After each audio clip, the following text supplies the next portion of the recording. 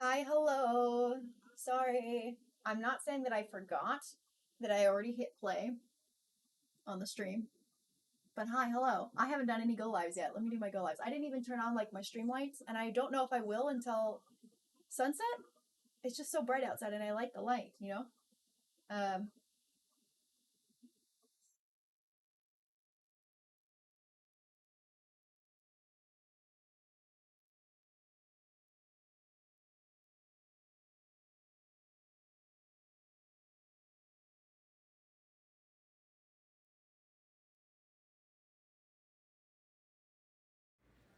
Is that for me? Thank you for the resub. Yes, it already went tan. So that video I posted the sunburn goss was from over a week ago. It happened the day before all the stuff with the kitty stuff went down. So I never ended up posting it. Um, I I'm not really pinkish still anymore. Like this is just like a natural flush because it's warm. And I did peel a little bit on the top of my shoulder on Sunday, but the peeling's already stopped and it didn't peel everywhere because I did use a lot of sunscreen and then I moisturized and hydrated afterwards on the burn. And so, yeah, I'm just tan now. Not everywhere though. My legs aren't as tan as I'd like them to be still. I'd like to get some more sun from like here down, but um yeah, I'm gonna maybe screenshot for our go live.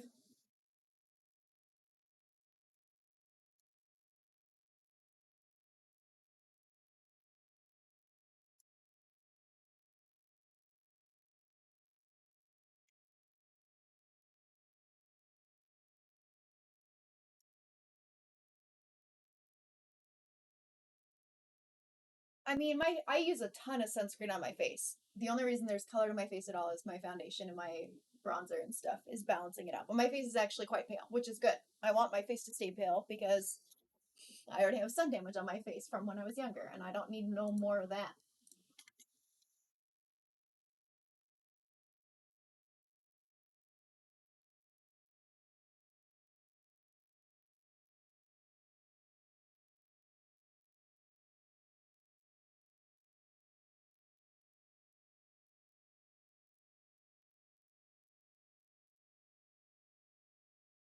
The cactus look weird on stream just because it's translucent, right?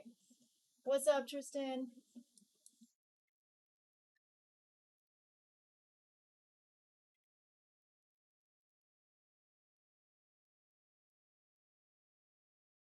All right.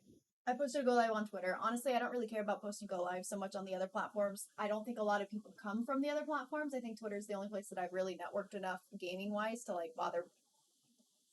Oh no, Stream Elements isn't subbed anymore. I don't remember who was paying for that. It might have been me. I might have stopped paying for that.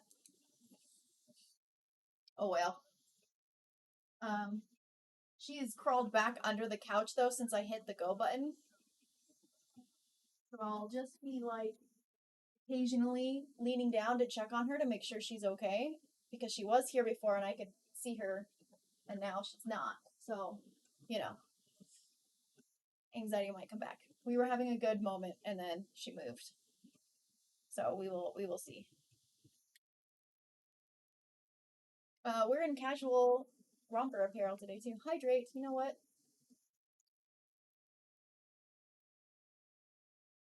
We'll do that. And then some more coffee.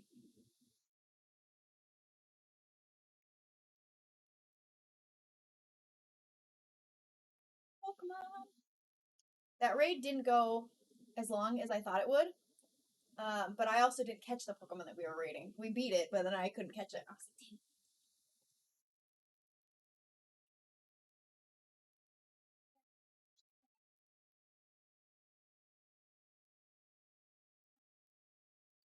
she's under the couch. You can see her paw right here. She only gets it twice a day, so I give it to her at 10:30 in the morning. Also, I'm a little chilly now. She gets it at like 10:30 in the morning and then 10:30 at night. So she gets a pill and a puff at 10:30 and a pill and a puff at 10:30 again.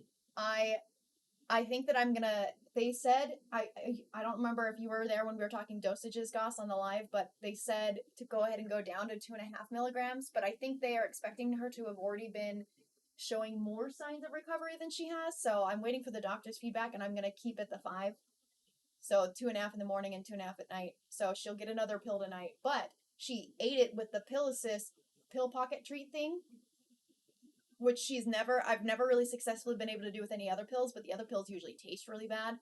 And so today she ate it without any problem, and it doesn't taste bad. So even if she crunched into it, she just think it's a crunchy treat, probably.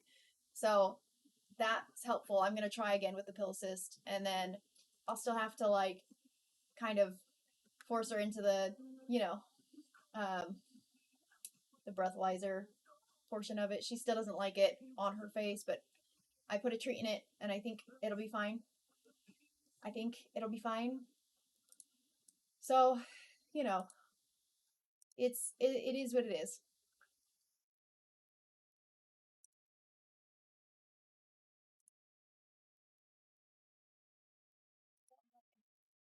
Of the other answers.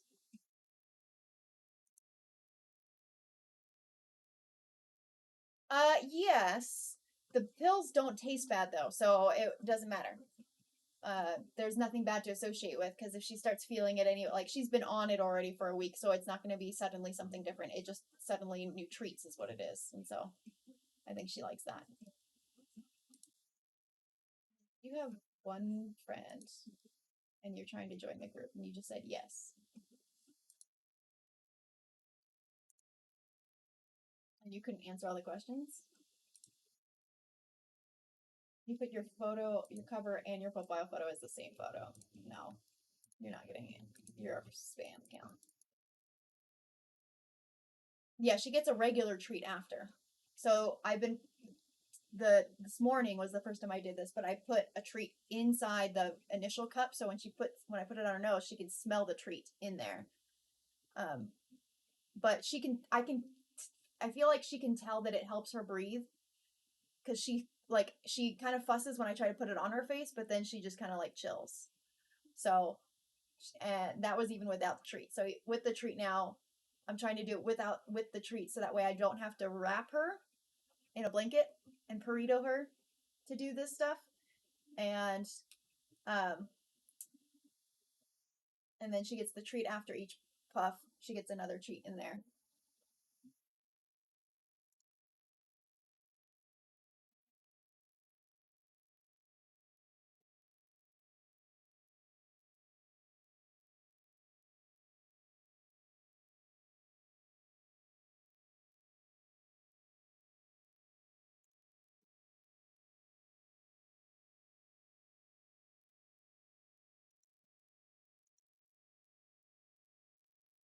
Yes, the raid marathon. Contribute to the raid marathon. She doesn't like the burrito, but she hasn't been strong enough to fight it. Though last night's burrito, she actually had a little bit of strength to her kick again. I was like, yes, girl, fight me, but also don't. We have to get this done.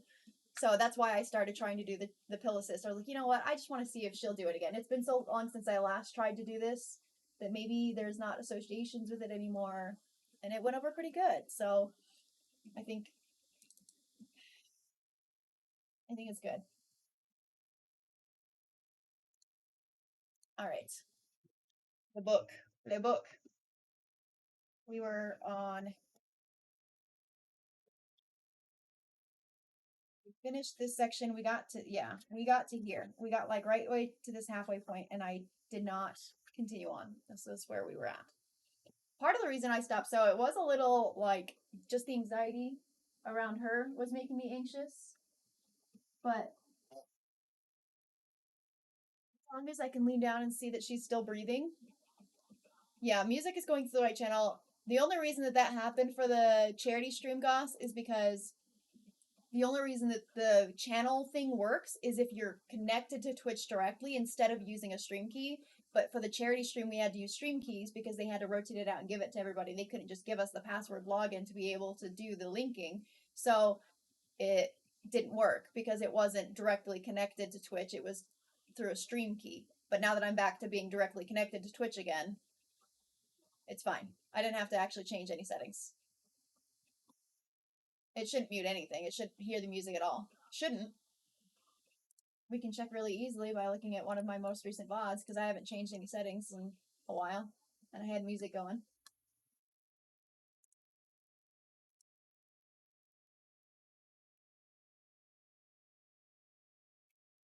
I liked doing my makeup. It was really fun playing with the makeup earlier today, but I definitely feel like it's overdone. And I don't like how I look with it this much done with this fit. Like, I wanted a feminine, casual look, and I went a little hard because I was playing around with makeup.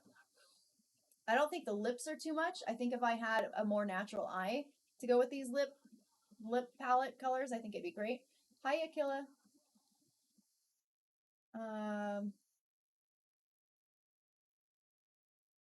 My VODs. I don't know if I can see my VODs while I'm live. Oof.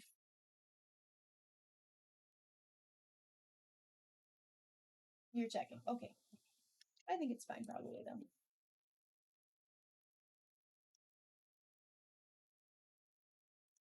Just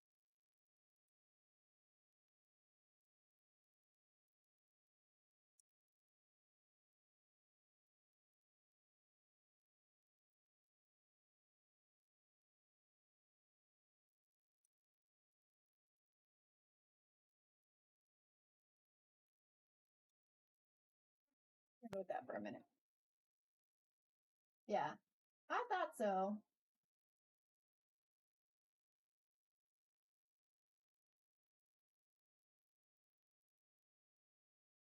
Okay. I'm gonna done fuss. Fuss done. Done fussing with that.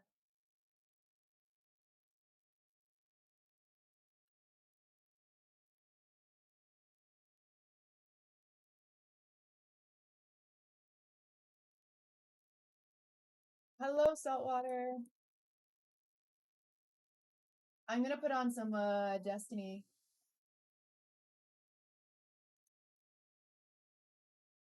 What was the last Destiny playlist that we did?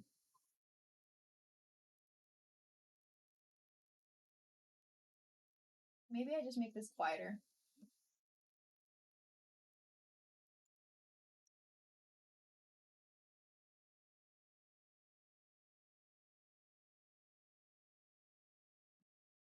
That's probably a little better. That's fine. That's fine. All right. Shall we continue?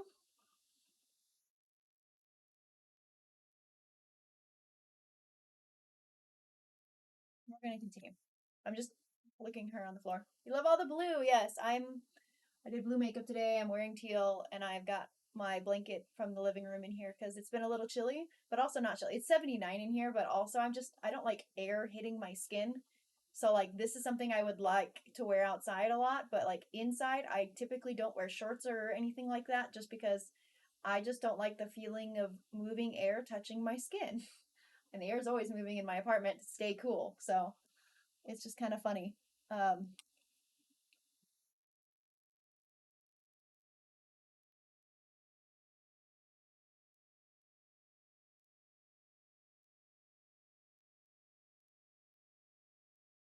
yeah, that's fine enough. All the blues. So we're extra blue today. I was playing around with makeup on TikTok earlier, live streaming there, and it worked. It was fine. It was fun. After I'm done streaming, I'm gonna be very excited to just take it off because I'm like, it's just so much. It's so much. I feel like it just feels like a lot. It's not a lot, but it feels like a lot because I haven't worn any makeup in like almost a week. So, all right, a man with no name.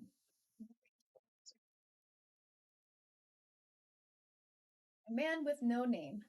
For the breadth of my formative years, I had one goal find my, well, we all have our own word for them, my chosen. And every moment thereafter was dedicated to keeping him alive, whether he liked it or not. They were turbulent times before the last city, before humanity found hope for the future. I was prepared to kill for it, to die for it. A ghost of the Dark Age. Ooh. We don't have a whole lot of Dark Age information, right? Heaven or hell. He opened his eyes in the night air and took an even breath. He wasn't sure how long he'd been asleep, but his immediate instinct was to run. He froze. This voice wasn't his. You have to run. The man stood up in the evening light. He looked down at himself and saw that someone had dressed him for his own funeral. He didn't laugh, but he thought it was funny. The voice continued, Can you hear me? Risen, fight for territory in these highlands. We have to move. For the first time, he noticed a small drone buzzing in the air around him, a blazing eye at its center glowing like a blue sun. It jerked its frame to the left, indicating the light of a faraway settlement. Head west. I have friends there. They'll help us. The man stared at the drone, frowned, and ran in the opposite direction. Hey, what? The voice cried out behind him. He fled into darkness, tall grass on either side of him flying past. The only thing he could hear was his own breathing and the loud crush of vegetation he trampled. He was surprised at how fast he was moving. The voice called to him again, far behind. He heard the roar of the machine before he saw it, and he didn't feel a thing as it exploded out of the tall grass to the right and landed on him, crushing him beneath its bulk. He opened his eyes in the night air and took an even breath. You died, the drone explained, hovering over him. It was smeared with a dark, filmy paste. I brought you back. He stood up and looked down at himself. Same clothes, nothing hurt. The hulking wreck of the machine that had killed him sat in pieces a few meters away, inside a dark, sooty crater. The body of an armored man lay sprawled over the smoldering open-air cockpit, his helmet punctured by a small hole about the size of a drone. Hold on. I just realized I think my microphone is turned down a little bit because I did some updates and restarts. And yep, I thought so. There. That should be better. Oh, that might be too loud. I'm gonna push that a little back. There we go. Oh, God. Oh, God. I'm pushing more back. There we go. That's better. That's still a lot. Let me turn this down. That should be better. That's probably the best, though. I'm so loud. I'm trying to fix it.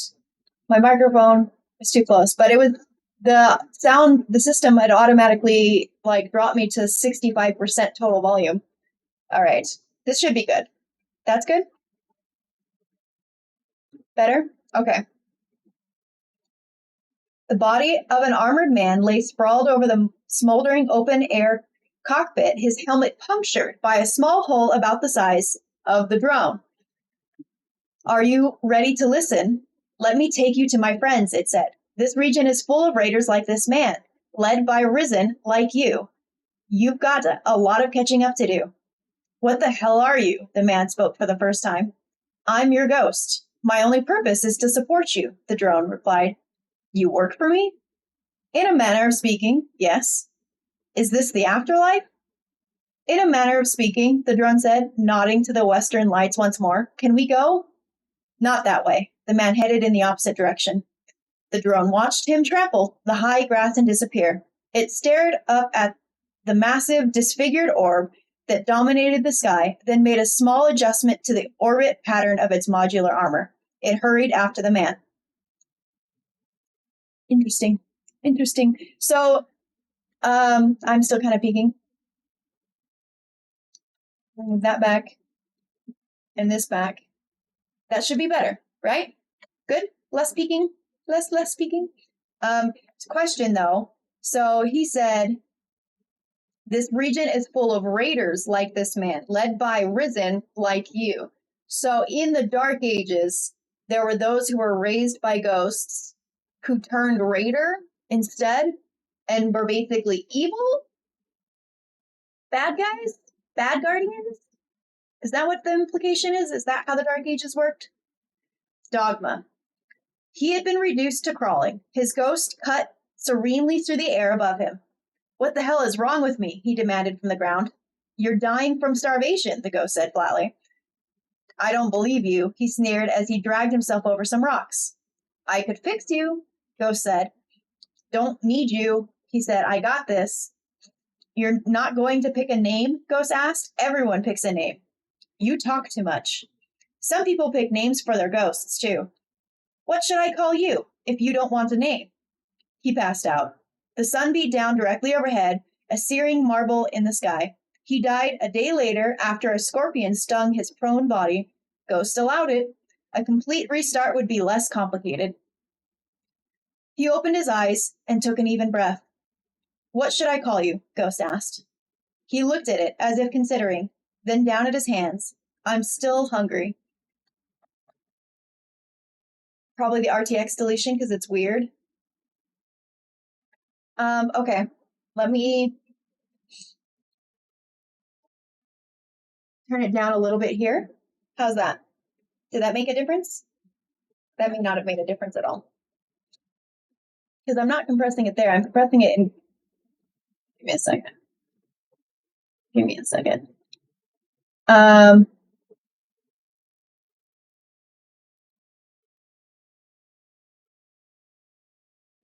There. Is that better? Oh, that's not better at all. Is that better? That still sounds just as loud. Okay, so that should stay there. Nope. How's that? Is that better? Is it compressing? Is it weird? If I have it compressed there that much and I pull this actually a little bit further forward, vocal range is compressed. That's because I have, the audio stuff.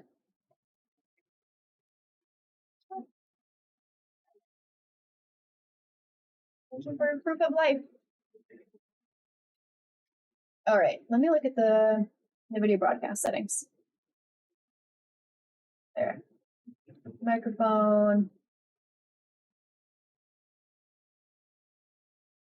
If I do this, maybe that helps a little bit. Oh no, but then you still hear the air conditioning a lot. We leave that up. Threshold. Release. So we make that the release. I can't remember. Do you want release lower or higher? If I do this,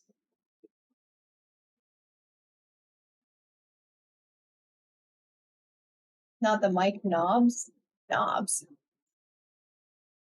Hi, Silica. Boop. That might be better.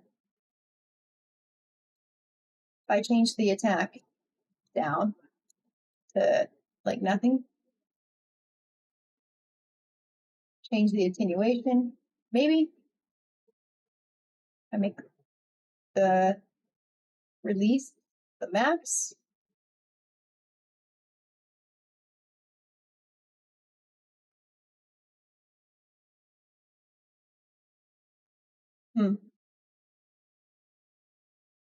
It's sounding more fishbowl now.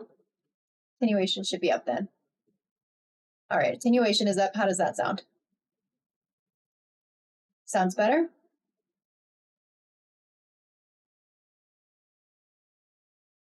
Not so much better? Less fishbowl?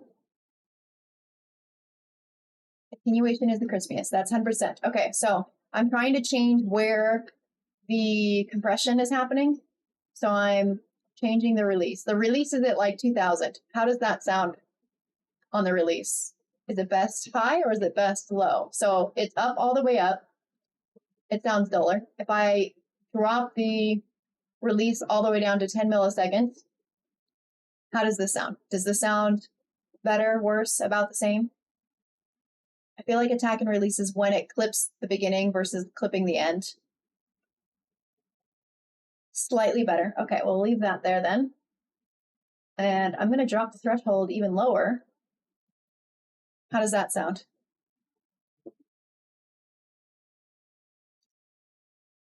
Does that change anything? That sounds about the same?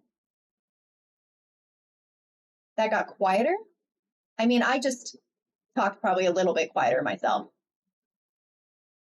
The threshold should just be how loud I have to talk before it gets in, and by dropping the threshold, it should pick me up better with me being quieter. Does that sound about the same? Is it still compressing weirdly?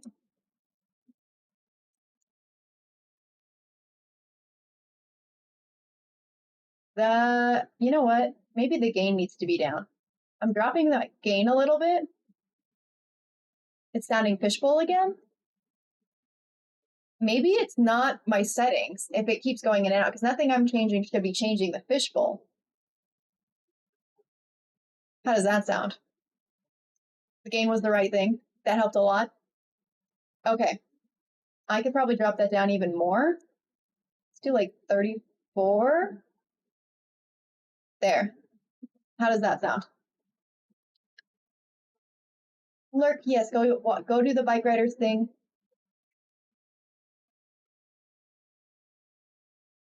I was right too, Silica, that I would not have. Okay, I'm gonna drop it down to like way low on the gain. How does that sound? Bueno? Bueno? Bueno? Something still sounds fishbowl. Is it just because of the mic placement? It should be. The mic placement's about where it usually is. Make sure.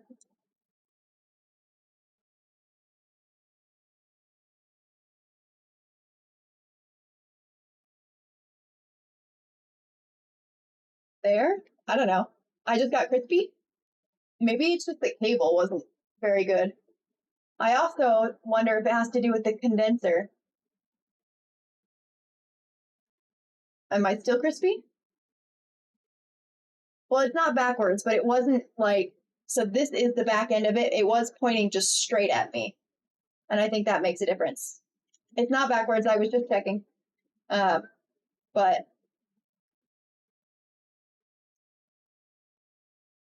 now the front is better facing me.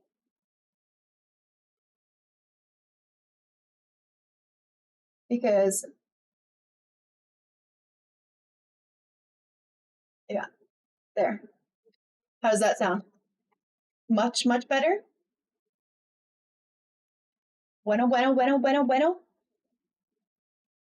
What mic is it? It's an Audio Technica something. I do believe it has the cardio, so the back side is less quiet, but this is the back, like back here. You can't, the back is behind me. It's not back to normal. What could be fucking with the audio then? Let me turn the room echo off. How does that sound? Does that sound better? Whoa, not good. Is the room really echoey? I'm sure it did, because I have the room echo effect as well as the noise removal on. And I've always had that on, but how does that sound? Does that sound better? That was for the good. So here's the thing. I had that room echo on for ages because it's still always kind of like you could hear the size of the room because I have tall ceilings, etc. But I think now that I have the couch here and all this extra blanket and stuff going on, maybe I don't need it anymore. It doesn't sound echoey even to my own voice in here. So I think we'll leave that on. Is it still fishbowl though? So, okay, let me trying to unlink them so I can change the levels accordingly.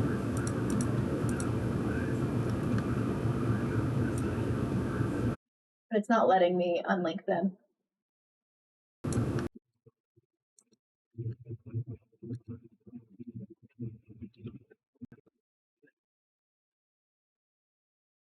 I don't know if I can unlink them. I might have to have them both full strength or nothing. Oh, hi, AC. Yeah, it's loud. It's on. It's 78 in the office. Even just dropping it to the next down from max is enough for it to hear the AC. All right, it's just better with it off. Yeah, it's in the NVIDIA software. It's on the same page setting, and it shows that they're linked, but it doesn't let me unlink them. So when I'm changing the strength of it, it won't let me individually change the strength of the effect setting.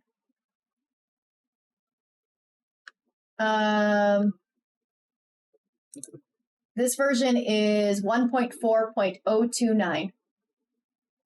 0.29.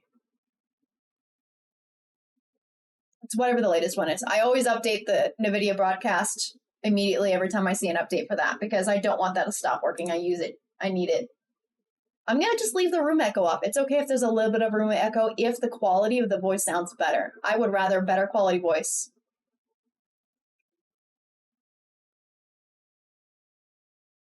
Right? This is still better with a little bit of room echo than the room sound. Is the fishbowl gone? That's the real question. This is better than it was, but it's still fishbowling because I don't know what I can do to fix that. My equalizer isn't set how I want it to be. What? That's probably why.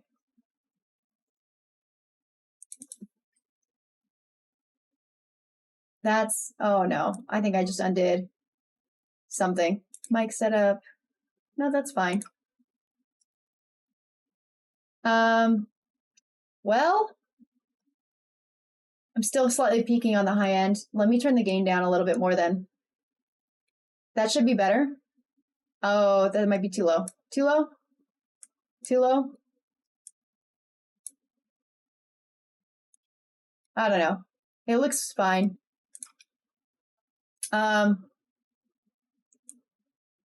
Yeah. There. De-esser should be up. I don't know why all of my settings. Ratio, my attack and release. I don't need an attack and release if I've got the NVIDIA broadcast. So I turn that down. Dang. I had all sorts of settings in here, and these are not what I had set up.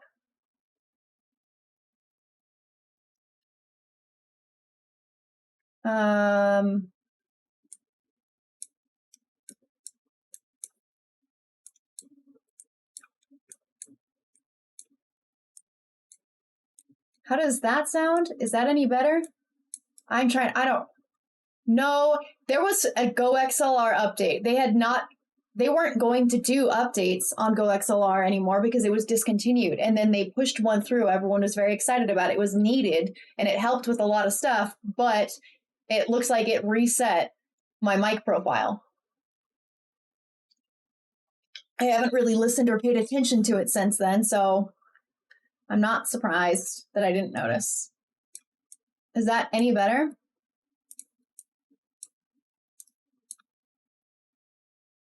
That's exactly why it doesn't sound right. I'm trying to see if I ever put pictures or something of my GoXLR mic settings because I set these ages ago.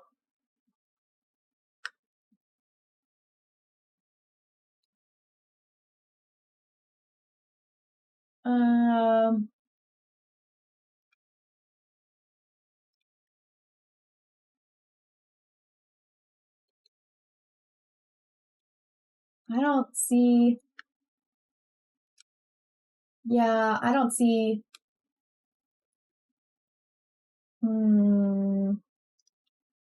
It's better, but you're putting a lot of sound through with not a lot of volume and depth.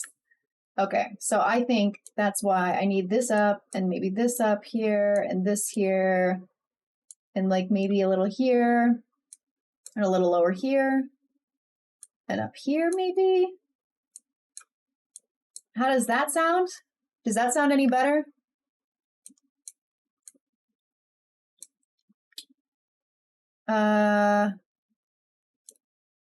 Threshold.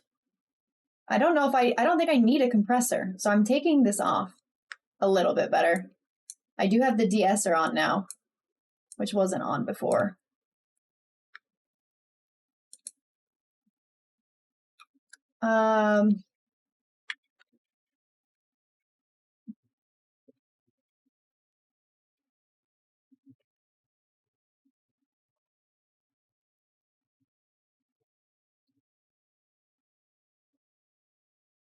All right, I'm going to look at this guy's video. No, I don't want to listen to it. I just want to look at your settings. I'm going to copy your settings. Skip. Pause. Actually, let me hear his voice first. Piercing voice, it won't complement it as much. Therefore, turn the treble down or turn the bass down. Okay. Yeah. Let me do a little bit of this, a little bit lower on this, and some belly up.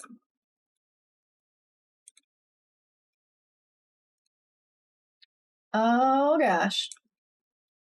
He was loud. Yeah, I know. Sorry. That was full blast. So maybe down a little bit. Up on these. Maybe that's too much on that.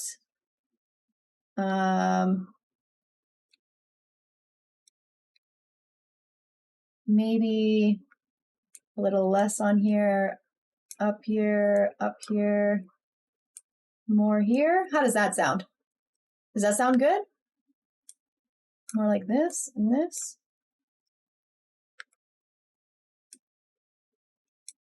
Is that a little bit better? Getting closer to normal. Is it sound like the lower end? I'm literally looking at the hertz range from like bass, treble, high, like mid, low, and I'm literally tinkering with the up and downs. Does it feel like there's too much lower?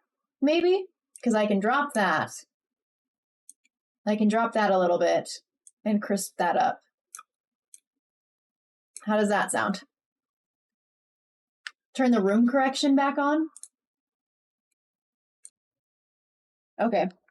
Room, there's a lot of mid-high. Yeah, okay, let me turn those down. I do have a mid-high voice. Not gonna lie. I do have mid-high voice. How does that sound? A little better? And the room echo is back on. It killed the mid-highs. Okay. In a good way? Like there's none at all now? And we're almost there. Should I turn some of the mid-highs back up manually now with the room correction on? Like here and there? Maybe that? Right there. How does that sound? Does that sound better? How are we sounding? Do we sound kind of normal sounding now? A little bit of rich volume to it with a little bit of lower bass that I don't really have bass. I'm more of like barely alto, mid alto. 2, 10K.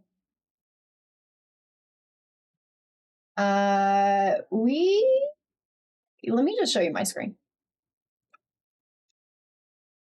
And I'll make it a little bigger because technically we're looking at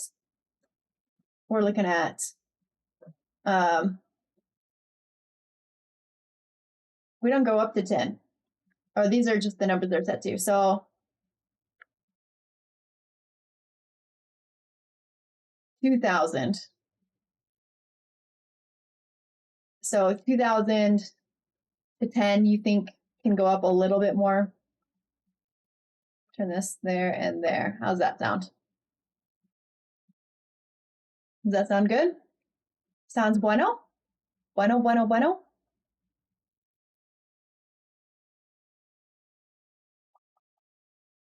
2 to 16. Okay. I'm going to do there. Maybe there. Make this up to 5. Bueno. How are we feeling? Do we like this? Is this good? This is pretty good, right? Not so bad. High up does help in a good way. All right, I'm going to drop that 16 up to 0 instead. I do have a higher range voice. So like if I'm in a choir, I'm usually soprano, but I can hit some of the upper alto stuff pretty okay. So I'm like a lower soprano. Well, I'm a pretty widespread range soprano with a lower lean.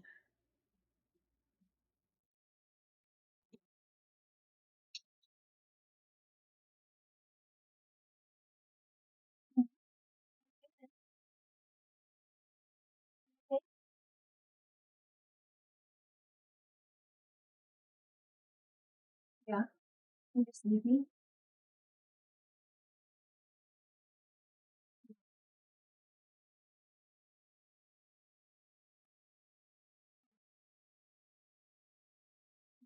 Nothing.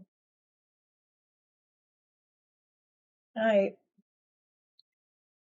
Any reason I'm dropping the low end? Because I don't want to get too, like, blurry on the lower tones, you know what I mean? I want them to still be crispy, too. So, what, like there instead? Is that for me? Oh, my microphone picked that up. Maybe I do, in fact, actually want that threshold up a little bit. Just because I want the back of this to... That's why I had it tilted before. By tilting it a little bit, but then leaning it, it's still front-facing me, but then it kind of puts the back to the speakers down below. I'm only pushing 80 hertz across anyways. On the low end, yeah. So, I think that's probably good. Some of the 40s come through now. Okay. I mean, I'll do like there. How's that sound? It sounds a little better. Because I mean, I don't mind the lower ones coming through. I just don't want it picking up little noises it shouldn't.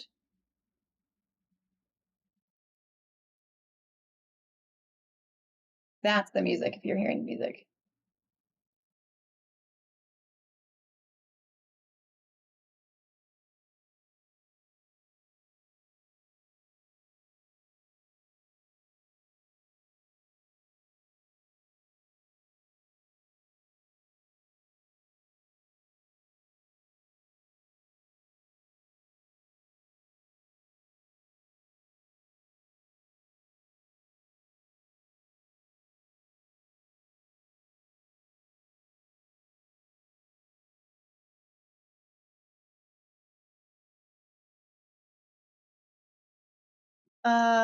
Yeah, it's good for now. Well, let's finish we're gonna finish the, it's better and it's not fishbowl, which is all that matters for now. And let me just, hey, look, cute kitties. We'll turn off the display though. Okay, we're gonna keep reading because I want to finish this at least tonight.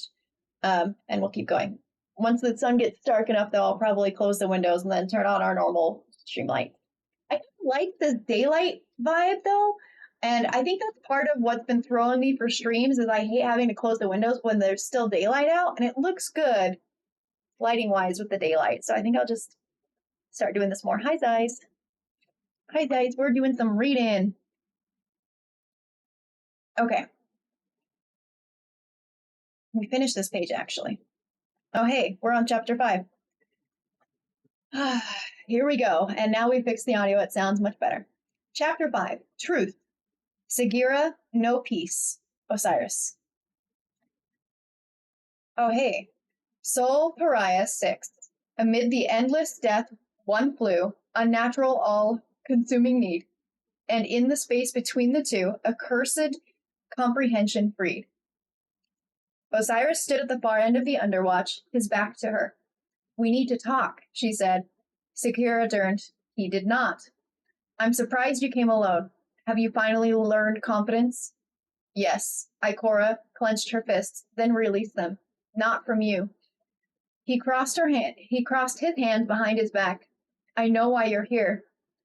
I should hope so. This meeting was prophesied, as is my impending banishment. Then you had ample warning. This is ridiculous, Sagira snapped.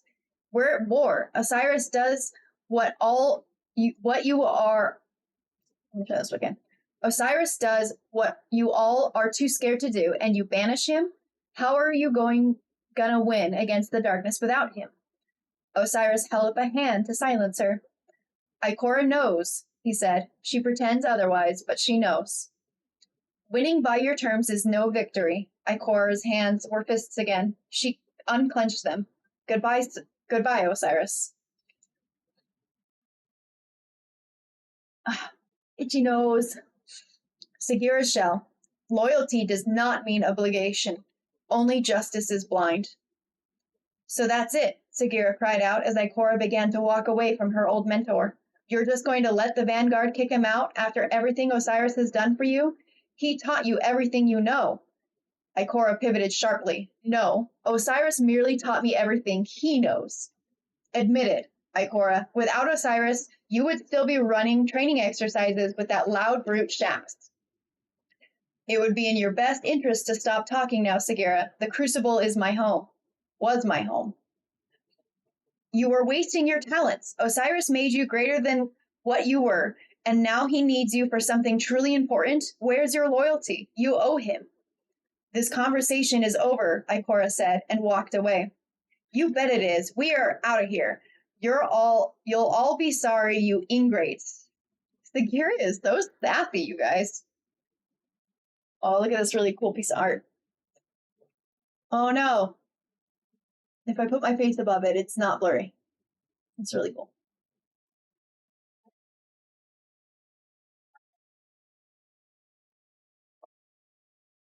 All right.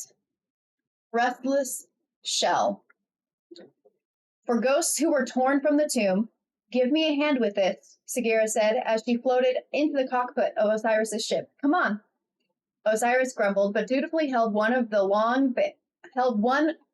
end of the long bandage as Sagira spun in the air and wrapped the rest snugly around herself. There are other creatures for you to emulate besides this foul revenant, Osiris said with disdain, as Sagira pulled free to check her reflection in the dark windows of the ship. The world has no shortage of monsters, but none are as terrifying, as ghoulish as Mummy, Sagira cried, her voice rising in a wavering howl. Risen from the dark sands, unstoppable in its search for revenge.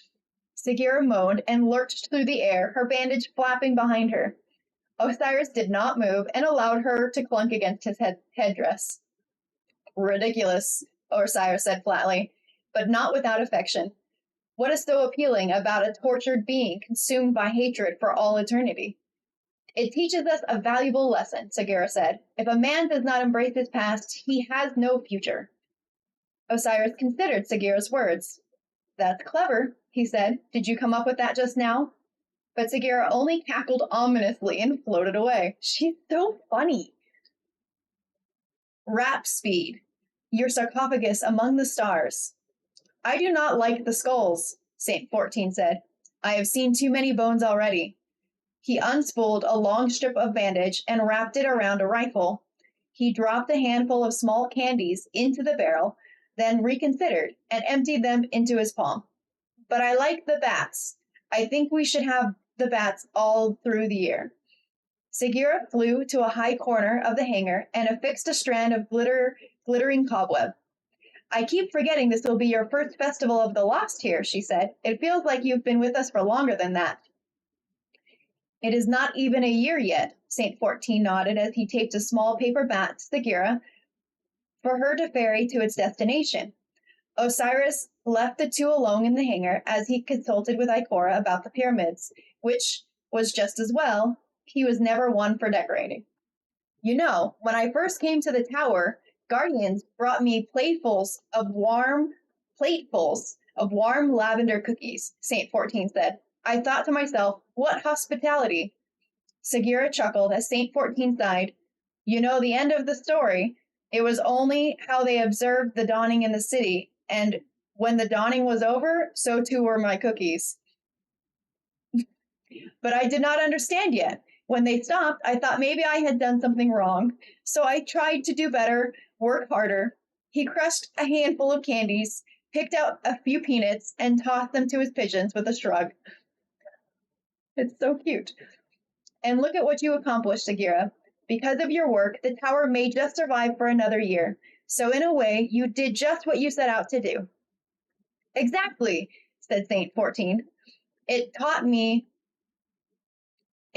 something about hope.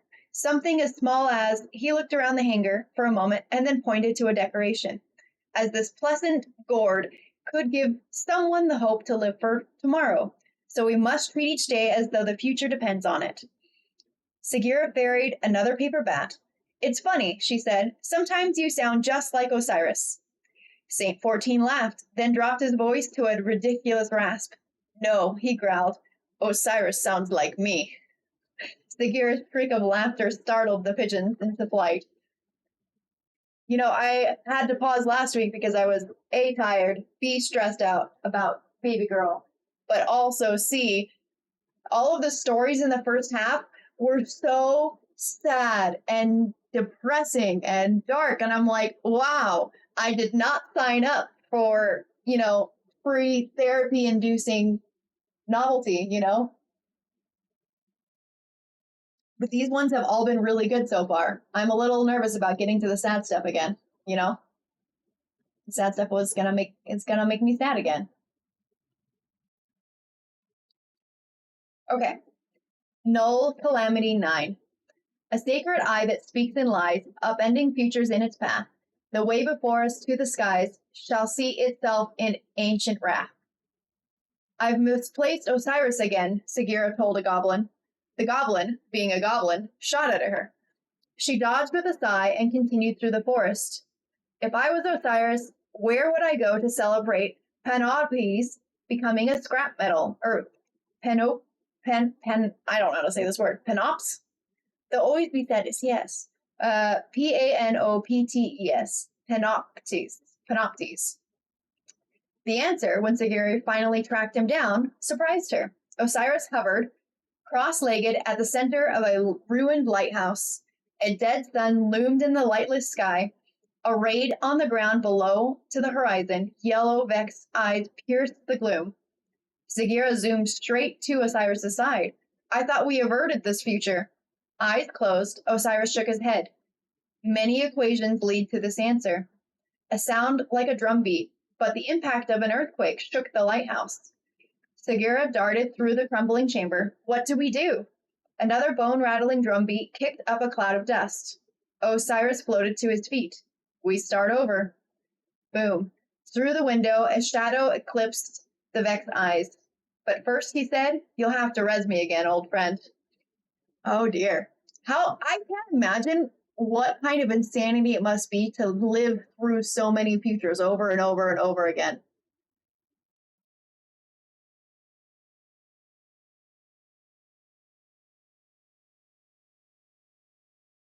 The bad guy from Curse of Osiris expansion? Yes.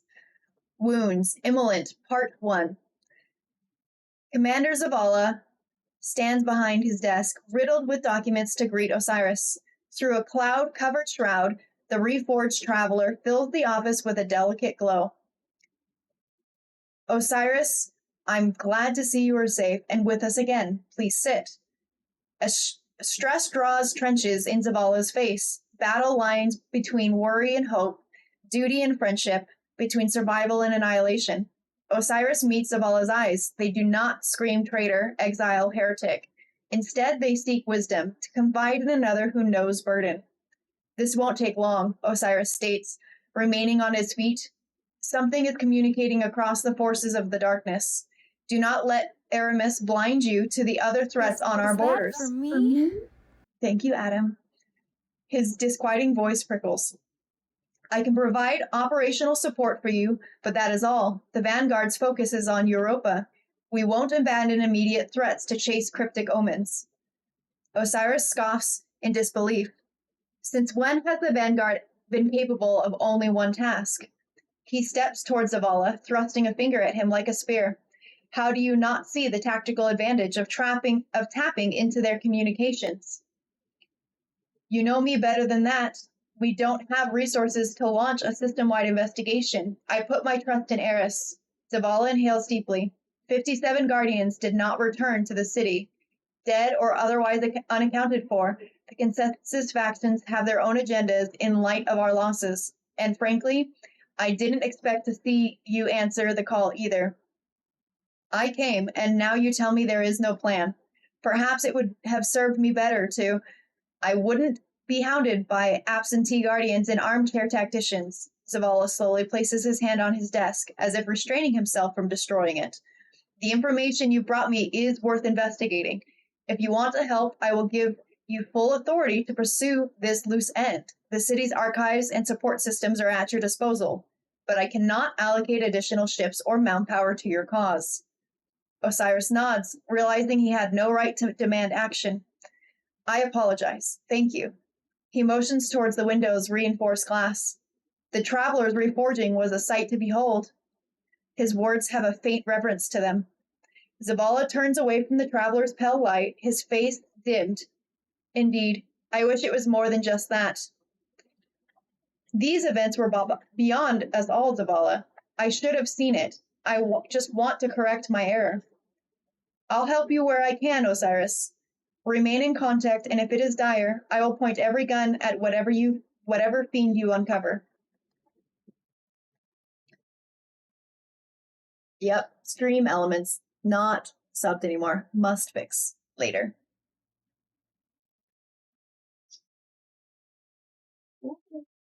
Nathan?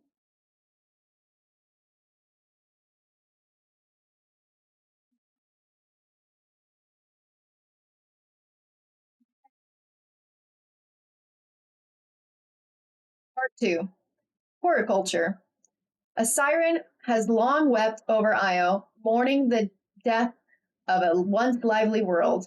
The life left sleeping lay deep in the cradle, awaiting a wish to wake in the grove.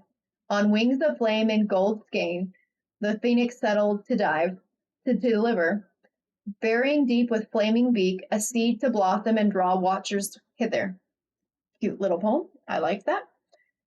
That's pretty good. I mean, it could be a little less narcissistic, but you've only had decades to practice, Sagira pokes. It isn't finished, Osiris grumbles. Stop reading my private drive. Fractals of color scintillate and split across Osiris's jump ship as it flips through space towards Io. His mind is still taxed from his last visit. He remembers, camouflaged against the rushing atmospheric bands of Jupiter, how he drifted alongside its evergreen moon. He remembers the deep wedge that sunk between the two bodies, dividing them. The pyramid before him.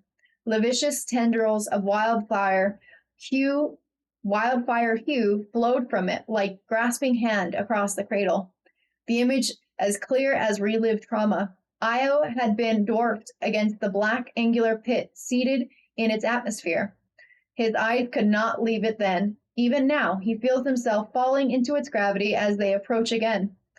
Have you seen it yet, Saint? Or have you sent it to Saint yet? Sagira flitters into view. She brings him back to the present, soaring across space. No, I told you it isn't finished. Have you told him you're writing poetry again? He's going to have so much to say about that. Enough. You don't need to be involved. He badgers me enough as it is, Osiris barks half-heartedly, his face softening as the words leave him. We have work to do. They lurch out of their jump. Jupiter's depth fills the canopy with pyographic incandescence. Dozens of moons arc around the giant in careful, patient grooves, cut into space over millennia of gravitational friction. Io is not among them. Osiris checks and rechecks coordinates. Sagira assures him they are correct. They stare at the disparity together. The orbital readings of Sol's bodies are intact, gravity unaltered, but the system is gutted. 4 globes plucked from the skies. His eyes sink into the maw of eternal depth lurking in Io's space, an anomaly of darkness. Osiris stares as if looking into the pyre flames of a funeral, the corpse's uncanny familiarity, a stranger you half remember. There is only the gouge of Io's absence, a reckoning whispered and left. So traumatizing to have come to love the solar system up close and personal like he has, and then find it missing.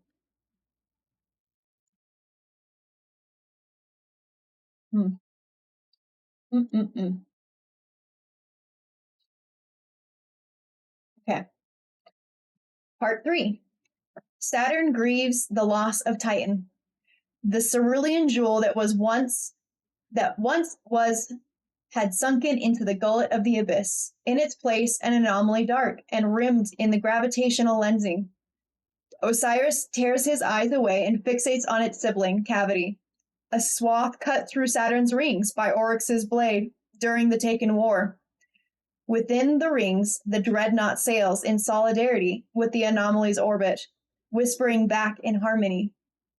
Do you hear that? Osiris asks, turning to Sagira. He turns the ship scanning array toward the anomaly, like the tones Vance described, from the spires, and then the pyramids. It was coming from the anomaly that replaced Io as well. I don't hear anything, but I can feel it. Segura cringes and constricts her shell flaps. Like a shiver down my metaphorical spine. Osiris lowers his gaze. He does not want to see their failure or believe the cradle's tree, the forest, all of the Golden Age treasures so many had died to preserve, were gone. All their victories, usurped and meaningless in the face of the enemy. For all their power, all their heroism, they had invited this fate, and when it came, they were not prepared. Phobos and Deimos orbit the grave of Mars, and where a roiling depth festers, hungry and reaching out to the little moons caught within its influence. The war mind buckled, and yet somehow it ekes out existence in hiding, a survivor again. Anna still holds on to dead hope. She should be out in the field as a paragon of the old age, charging forward to lead unsteady neophytes, like he has. Instead, she retreats to the city and lays her worries on Zavala's brow, promising, a Rasputin perfected, to rebuke the assailing horrors of the night. But the war mind did not stop the pyramids, and unkept promises make Osiris weary. At least Sloane and Asher confronted the onslaught themselves one last time. How he longs for that assured aplomb. To know the way forward, one must bear the torch, he murmurs. Segura is silent. Osiris can feel the weight of each lost world shackle her hope to a blistering reality. There is no reason to linger here. The ship drops into Sol's mighty star wind, the brilliant flames of the sun at their backs. Osiris's hope tells him he could find a subdued Mercury here, laboring under the angular shadow of the pyramid. But he knows his hope is a lie. The wound is all he can see, a pit ringed in flame. He remembers the vast nothingness he had witnessed in the infinite forest. He laments the loss of his clairvoyance within its coated halls. Perhaps there he would have had the answer to the question he wants to ask. Segura, have I led us down this path? He tells himself that his last visit was driven by anger. Segura had chided him for storming the lighthouse and ransacking Vance's possessions. They're my relics, he said to silence her protests. In truth, what drove Osiris to Mercury then is the same as what drives him now, fear. Why didn't you tell Zavala about the lighthouses, about the tree? Segura asks. Osiris is silent. There are people that will help. This isn't the Dark Ages. You don't have to do this alone. When I have something to show them, I will. Right now, all we have are questions. Osiris watches the analytical data stream up his monitor. So where does this leave us? Mara began this escapade with her message, and I did as she asked. I can only hope the Awoken can provide more answers. Interesting. Fond Distance. Immolent Part 1. Rain falls in the dreaming city. From within a hollow amethyst cavern, Osiris watches the amber droplets pepper the ground and burst into misty vapor. Their subtle impacts echo off the crystalline walls and meld together in escalating chaotic resonance that rings through the cavern. He could feel the sting of momentum dragging him to the unforeseen end, a million possibilities, and only a single chance to move through them. It's beautiful. I've never seen it rain here before. Segura's words pluck Osiris from his stupor. The rain's tawny sheen fades from the wet ground. He thinks for a moment to ask her what she was saying, but airs his own thoughts instead. Petra was useless. Rude. She doesn't know you like Mara does, Segura said wistfully, as she buzzes back into the jump ship. Oh good, back in the ship again. You saw the look on her face when she was reading our data. She knows something she isn't telling us. Maybe she's just being cautious. We don't have time for the reef suspicions. They haven't seen you in years, Osiris. The same could be said for their queen. Osiris scoffs and raises himself into the cockpit. Unruly hive activity is all the intelligence Petra had to offer. When are they not? I can try talking next time. That might help.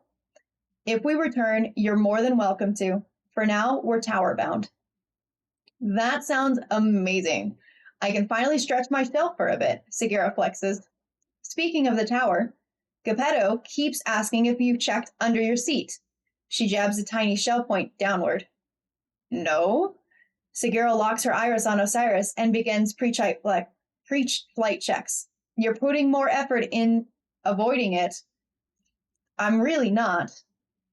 I'll do it. She flutters past his shins and dives under the pilot seat. A muffled, found it, sounds beneath him.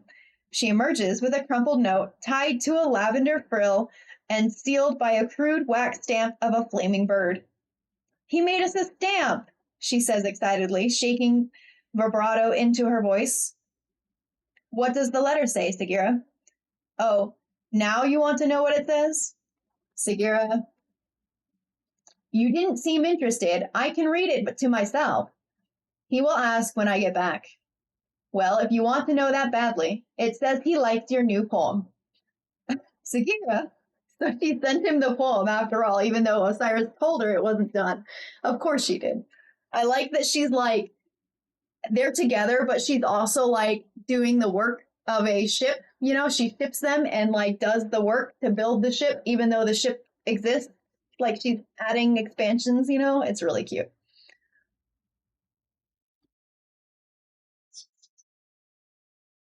Hey, just checking on you. All right, at least I can still see her and check on her, so that's fine. The tower is dense and boisterous at dusk. Outside Zavala's office, Osiris can hear Ikora's cool tone clearly pierce through the thick doors. Her words are considerate, crafted. Osiris contemplates interrupting them, but they have enough on their shoulders. To the hangar. If you're headed to see Saint, I'll tag along. Otherwise, I'll meet you back at the ship, Segura says. First Anna, then Saint. Why do you always see him last? He's the most patient. You've been busy, Osiris takes in Anna's hastily assembled workshop, located within the partition between the tower and the city. Tools and schematics litter the room. Talking to me or yourself? Anna asks, and rolls out from underneath her disassembled exo chassis. Hard to tell sometimes, she says, standing. It's been too long, Anna. You don't visit often, she glances over her shoulder, except to point fingers. I suppose we've both been busy. I'm glad to see you back in the tower. Anna rolls her jaw. I guess we have to stop running sometime. Osiris looks at the exo chassis. Do we? What are you here for, Osiris? Looking to make another mess for me to clean up? When the Warmind was overtaken, did you notice a resonant tone in the darkness's attack? Like this? Osiris asks and plays a waveform recording of the lighthouse's song. I was a little preoccupied, but I didn't hear any suspicious tones. You experienced the darkness's assault firsthand. Instead of using that experience, you're dredging up the dead. Osiris, content only if he alone can play God. Oh, let me try that one again. Osiris, content only if he alone can play God. Anna swipes a welding torch from a nearby workbench. You should meet up with Callus. You two would get along. Run the tones through your database. If your pet project has any related information, I'll run it. The words sarcastically fell out of Anna's mouth as she slides back under the exo and ignites the torch with a solar finger snap. Next time you want to drop in, use the ghost vine instead. The tower hangar is still, its ships grounded. Gearheads and the pilots alike wait in tense reticence. I'm not great at reading loud, you guys. I'm okay, but I'm not great. And that's okay. But we're doing it. We're doing it. We're almost 100 pages in now.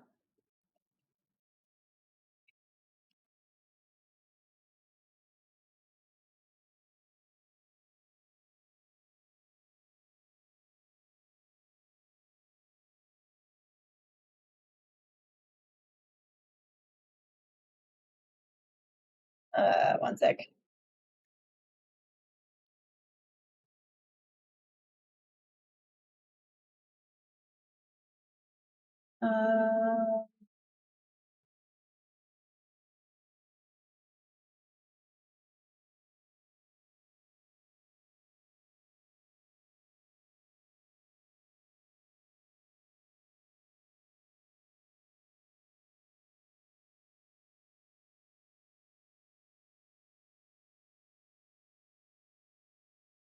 Da-da-da-da.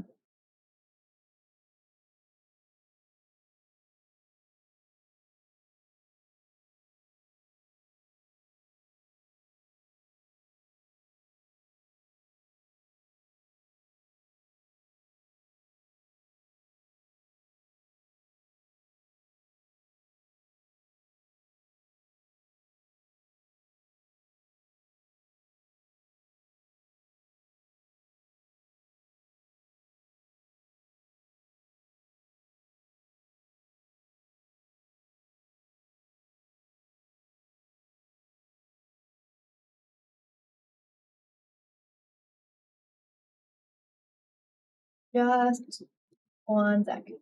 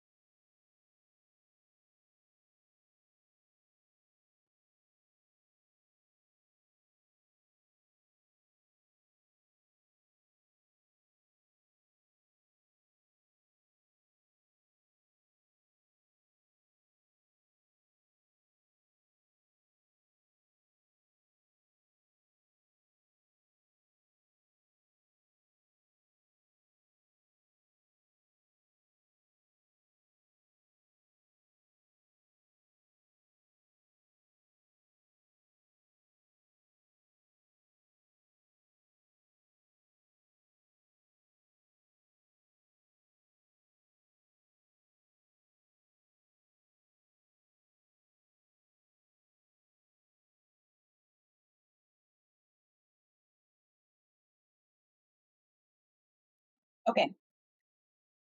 Stream Elements is freaking out. Okay. I was just following up some messages. This is the really dense section of just like all, text. Let's see. Okay. The tower hangar is still, its ship's grounded. Gearheads and pilots alike wait in tense reticence. Scramble, speakers buzz with a static anticipation of orders from Vanguard High Command. Osiris turns back to the lone point of light shining through the gloom. I do not understand all of this code. This is Geppetto's specialty, Saint 14 says, while standing bent over a wide desk covered in tablets. Holographic images of the lighthouse shimmer in the hangar lights. We could use the crucible right now. Your trials? This will be very helpful. You mean to say yes? I will. Long enough to show you how to implement the simulation. But tonight I must disembark, Osiris says. Soon? Osiris tenses his jaw in forced silence. He twiddles with the code. I'm worried about what Vance found. Saint places a heavy hand on Osiris's chest. Let go of your obsession. Do not leave chasing phantoms again. Phantoms? You think the darkness is satisfied? This is just the first move. I need to know the next before it's made.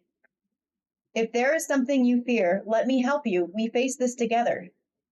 Osiris's mind, I can't do the accent. I can't bring myself. I just couldn't do it well enough. It's not worth trying.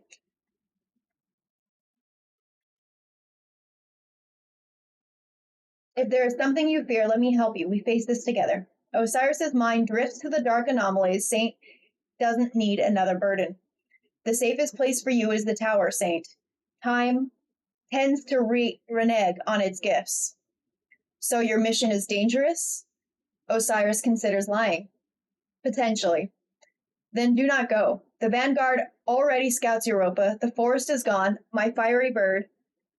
The forest is gone, my fiery bird. Saint gives an uneasy chuckle and bats Osiris on the shoulder with his palm. You don't need to disappear and go looking for another. Osiris smiles faintly. The forest is gone, and all the simple pleasures in existence could not replace it.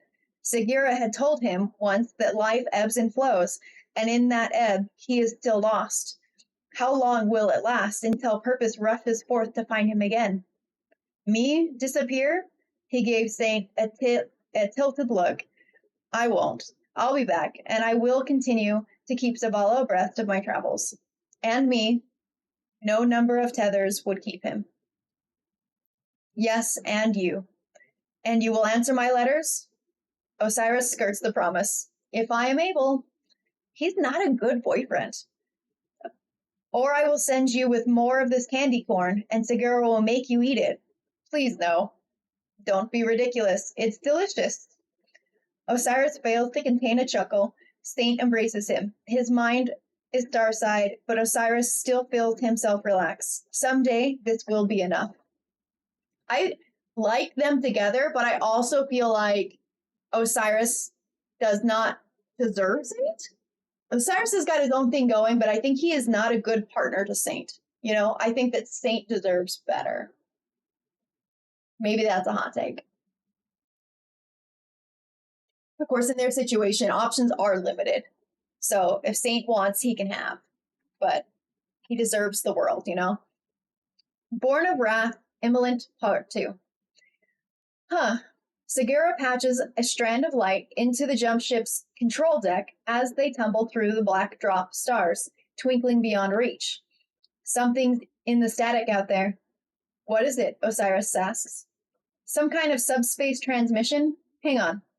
Segura boosts the jump ship's comm receiver. It's Cabal.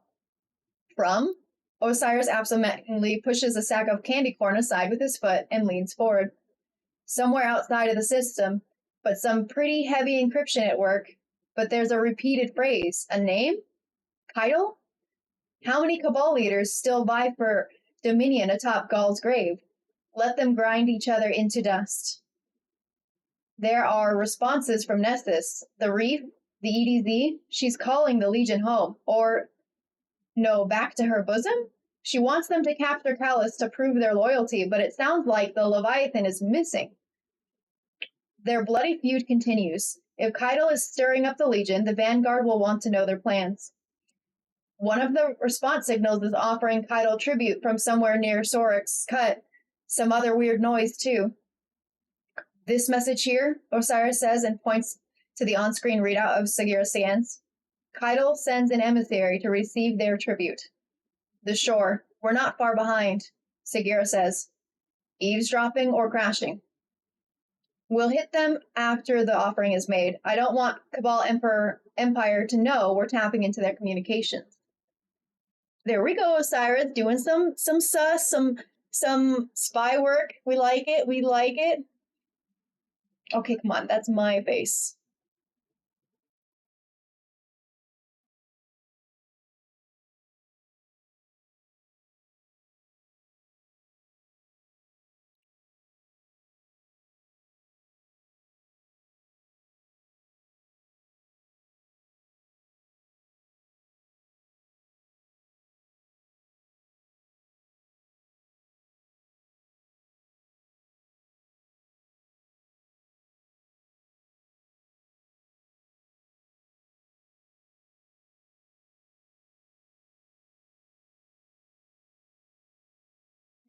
Mm-hmm. Okay. A horde of Cabal crowd into a crude shelter assembled from several decommissioned drop pods. Green light shines through the cracks. A royal blue banner of Cabal lay cast in a squalid, bubbling mud. Segura and her guardian survey the scene, perched on the fallen ruins high above the boil. The bulk of the evening is spent silent. The only exception, Segura's repeated affirmations. They're still just huddled around that rock. Patience is a virtue, Segura. Osiris closes his eyes to the reef sky and waits for the signals to guess at the darkness's plans. The stars watch, all the weight of a jet black space upon him. He is extinguished among their light years. Screams in the night. Osiris stirs awake. His eyes open to the nebulous drift of the shore. Segura report. They're all still in there. 18 life signs. No shots. No one's moved. I don't like it. Tired hours flip by. Morning rises. There are no Cabal skirmishes against the Scorn, no metallurgists patching the flank shields with molten slag, or cyan lookouts tracing firing lines. They're on the move. Segura leers over the edge of their perch. The escape latch on the frontal pod dome bursts open and slams against the pod wall. 10 leave, 9 unsteady forms in dull red, 1 vivid blue. They disperse out into the shore. Osiris rubs his eyes. Finally. Through the cracks he sees them, the remaining ring of Cabal kneeling in a tightly wrapped circle. A stony protrusion centers them. What is the stone construction? Or what is that stone's constitution? He asks. Pretty stoic, I'd say. Segura, this reeks of suspicion. You're right. I hate saying that. A moment passes as the tiny ghost directs long-range sensors to the stone. Oh, it's not rock. It's hive. Biological. Osiris floats down to the acrid pools on Featherlight. Pools on Featherlight. I don't know what Featherlight is. He bounds through the open pod door. A celestial flame dances in each palm. 8 Cabal sit dormant. The Cabal huddled around the protrusion. Their massive bodies form a bulwark of trembling flesh. A soul fire pitch blisters through their turrid pressured suits. They are fixated, bulged, eyes rabid and screaming of rancor. Frontal plating blighted by high barnacle growths. Hands tightly grip their throats. Slug rifles lay prostrate before the idol. Osiris steps among them without their notice and lowers his hands. Segura breaks the Cabal perimeter to scan the protrusion. Creepy. They don't even notice us. Keep those Spitfires ready. She turns to Osiris. This is the most vascular rock I have ever seen, ever scanned. Osiris peers into the hive protrusion. Metallic flecks shimmer, and he sees a long and empty road, meandering. He wishes to plant a great banner over it, so that all may see, a beacon, alight with the phoenix flame.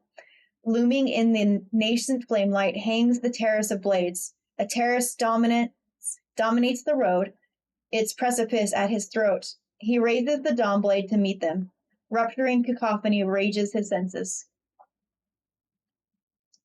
I am the war you crave, purpose eternal, a legacy in blood.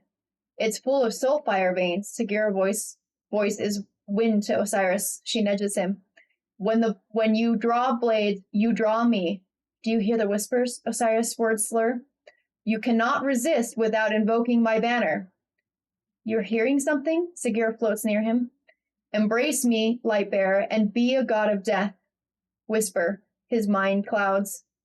One of the Cabal stands and turns to Osiris. Snap out of it. They're waking up, Segura says, and decompiled out of danger. Consume or be consumed.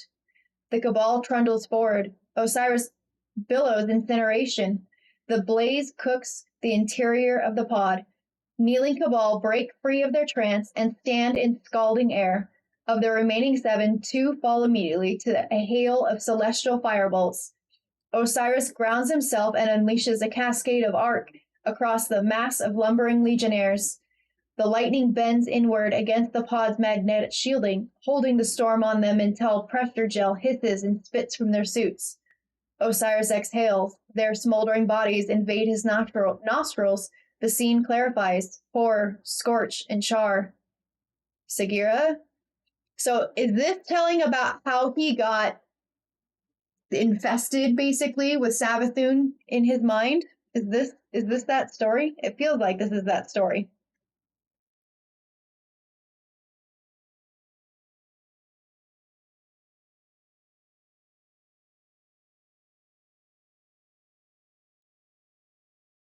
Codependence.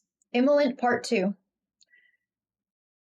You ready to tell me what that was all about? Segura asks. She hovers just above the jump ship's control deck, piloting. I wish I could. I remember tracking Cato's emissary, finding the Cabal, the night sky, then flame and rage. It took everything in me to push those thoughts from my mind. Osiris slumps in his seat. There is one clear memory. I felt the dark whisper that we've been chasing, like a needle in my spine. I must be at the root of all this. It must be at the root of all this. As his thoughts fixate on sentience, old iron words from the past ring in his ears. Soon the city won't need men like us, lone wolves, Osiris. We die. Make sure when your end comes, it's something worth your light. Okay, Segura says. The concern is thick in her voice, but she buries it. I sent out scans, long range, short range, anywhere that has a prominent hive presence. There's no way this is isolated to the reef. Petra, how were we so blind? Osiris muses. The hives swell in darkness as guardians run to Europa. The warning fell between her words, and I did not see it. That's enough moping. We're on this early. Maybe it's a good thing. I can't pull the Vanguard's eyes from Europa with hazy recollections and guesses. They have just begun to see me again, and trust is so thin. Resonance pings blip on the ship's monitors, catching Osiris's attention. Signals from your scans. The moon. That's a much stronger signal than the one that we found near Sorok's Cut. Osiris shifts and raises his head. You may be right about our timing. We can end this before it begins. Open a channel to Eris. I've been trying. She's not answering. Then we go to her. Oh no. First that, and then it's the suicide mission into the Hellmouth. You're in no condition. Recuperate, and we'll talk. Osiris stews in thought. Segura's words are true. He is bleary from lack of sleep. Then turn around. Osiris, I already sent everything we have to Petra and the Vanguard. I'm taking us to Earth. Whatever we are dealing with is spreading through the system's underbelly. There is one on the shore who knows those pathways. Surely I am not too fragile to have a conversation, Segura. I'm sure there are plenty of people in the tower who would be just as helpful. Osiris glares at her. I am not some doddering invalid. He grabs the flight stick. Turn around or I will. This spider guy better have answers, Segura says. From what I've heard, it's just a matter of how persuasive we are, Osiris says, and follows an Elixni associate through plum curtains into Spider's abode. The massive dawn of the shore lounges before them. Welcome, most esteemed Osiris. Though you have not graced my chamber before, your reputation does precede you. Spider trellises his 8 fingers together as his voice breaks into a series of gaseous staccato slurps. That's disgusting sounding. Gaseous staccato slurps.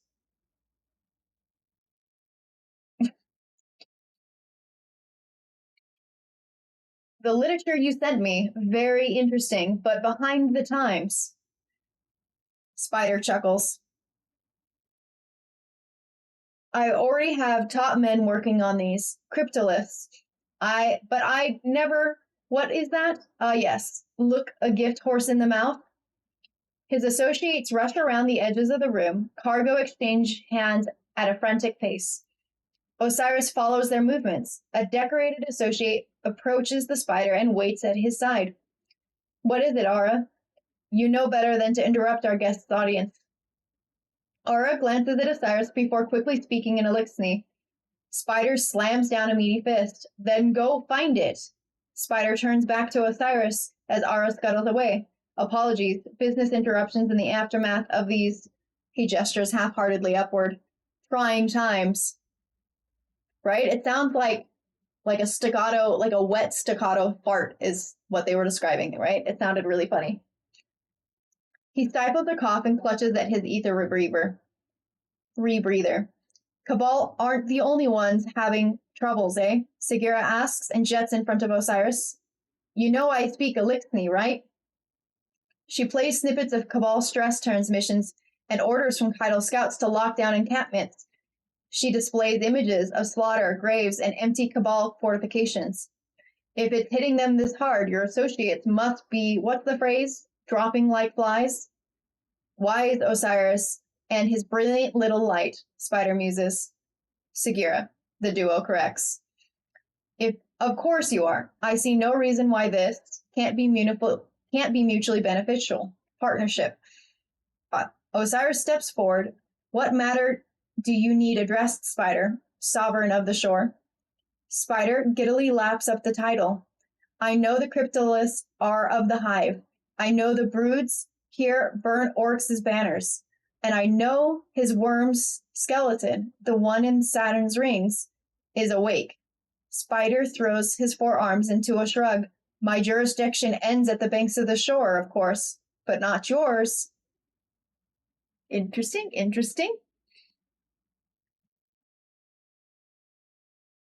Okay, we're still doing good on light. Oh, big stretch, baby girl. Yeah. Yeah, you keep napping. Napping is good. As long as I get proof of life, we keep going for now. Yeah. Sleepy time.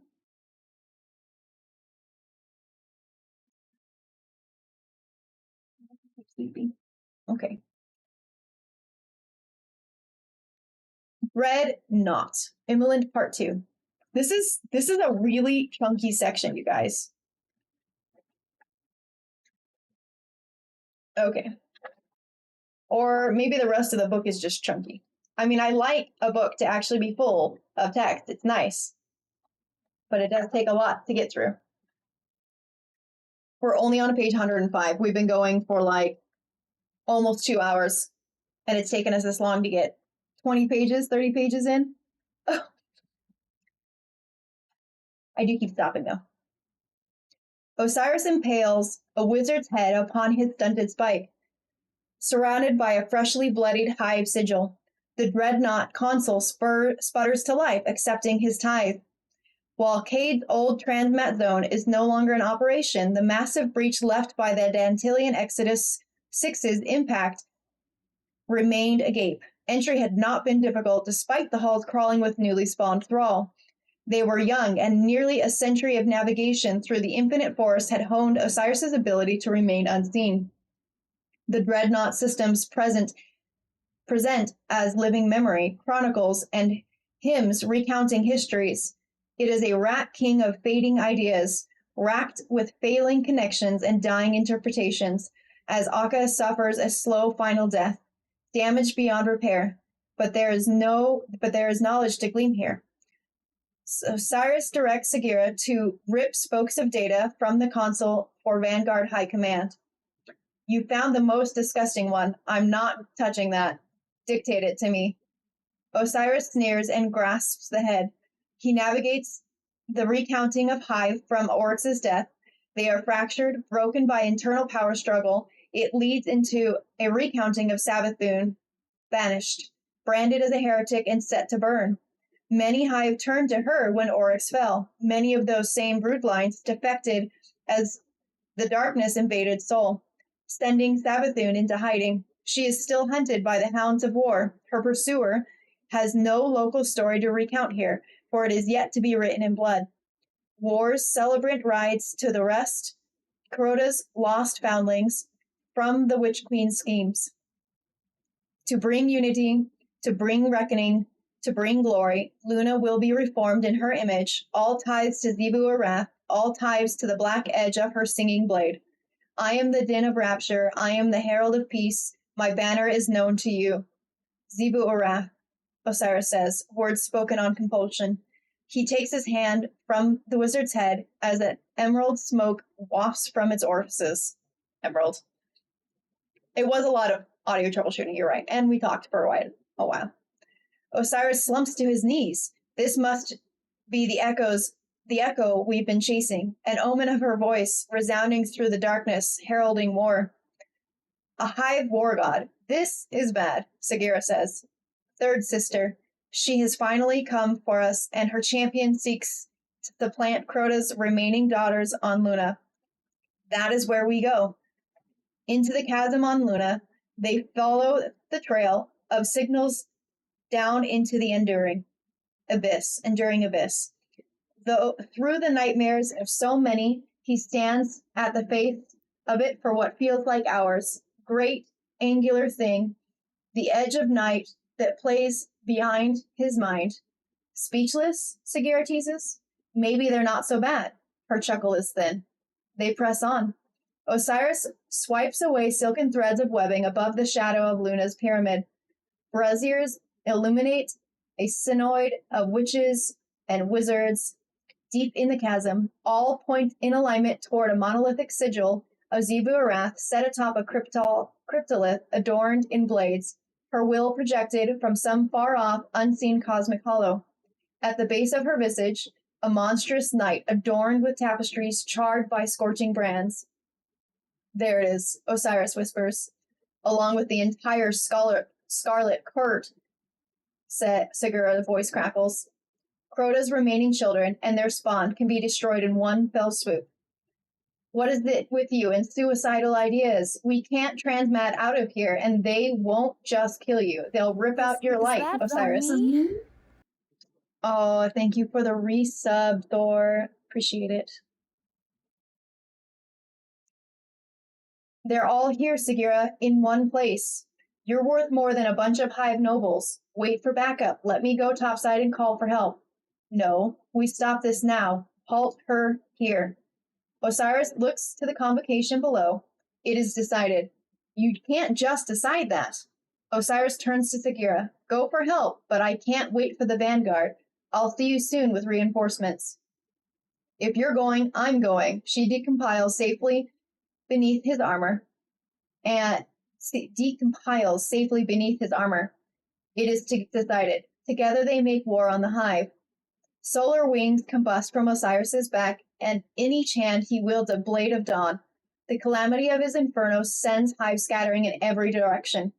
Vashir and her two daughters, Yishra and Irix, turn to confront the phoenix. They are ashen before their first incantations complete. He paints the scene apocalyptic. 15 noble brood are reduced to cinders before a defense is mounted. Laughter like clashing swords. Osiris sails through the air as daggers of dark power whistle past him. Golden echoes split from his body to cut down fleeing hive and soak reprisals. Cunex, the last daughter of Crota, scurries through the cracks between the rocks as her son, Ulgrin, and his cohort of lesser knights raise shields to defend her. Osiris extinguishes a blade into his palm to form a singularity, a void, and hurls a Nova Bomb to consume. He has like super after super after super, and he's just swapping subclasses like a boss. This is bitchin'. Hurls a Nova Bomb that consumes them, and with his other blade, he drives it into the ground, erupting a well of radiance surrounded by a phalanx of gilded echoes. Nobles shriek for their thralls to charge. Bolts of flame and arc tear through them as Osiris blinks through the void from one echo to another. Their advance breaks. He steps over their smoldering husks and turns to the blaze, to their masters. Osiris revels in the slaughter. Xivu Arath's sigils drinks in his fervor and the nobles' deaths. Laughter like screaming fear. Her visage emboldens. The celibate waits at the foot of Xivu Arath's cryptolith, unburnt. Osiris's echoes reconvene into him. Face me, he exclaims and steps forward. Xivu Arath's visage emits a shockwave that thunders through the chasm. It rips away Osiris's well and throws him across the stone floor. His back slams against the cliff face behind him. Back against the cliff face behind him. What is this? Shock punctuates the question. He pulls against an unseen force to no avail.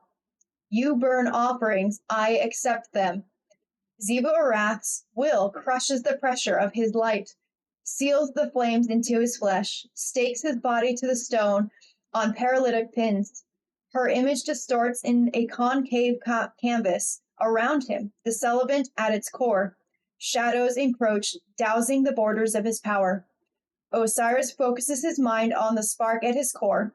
Flames billow from within, countless gilded echoes rippling from him, testing.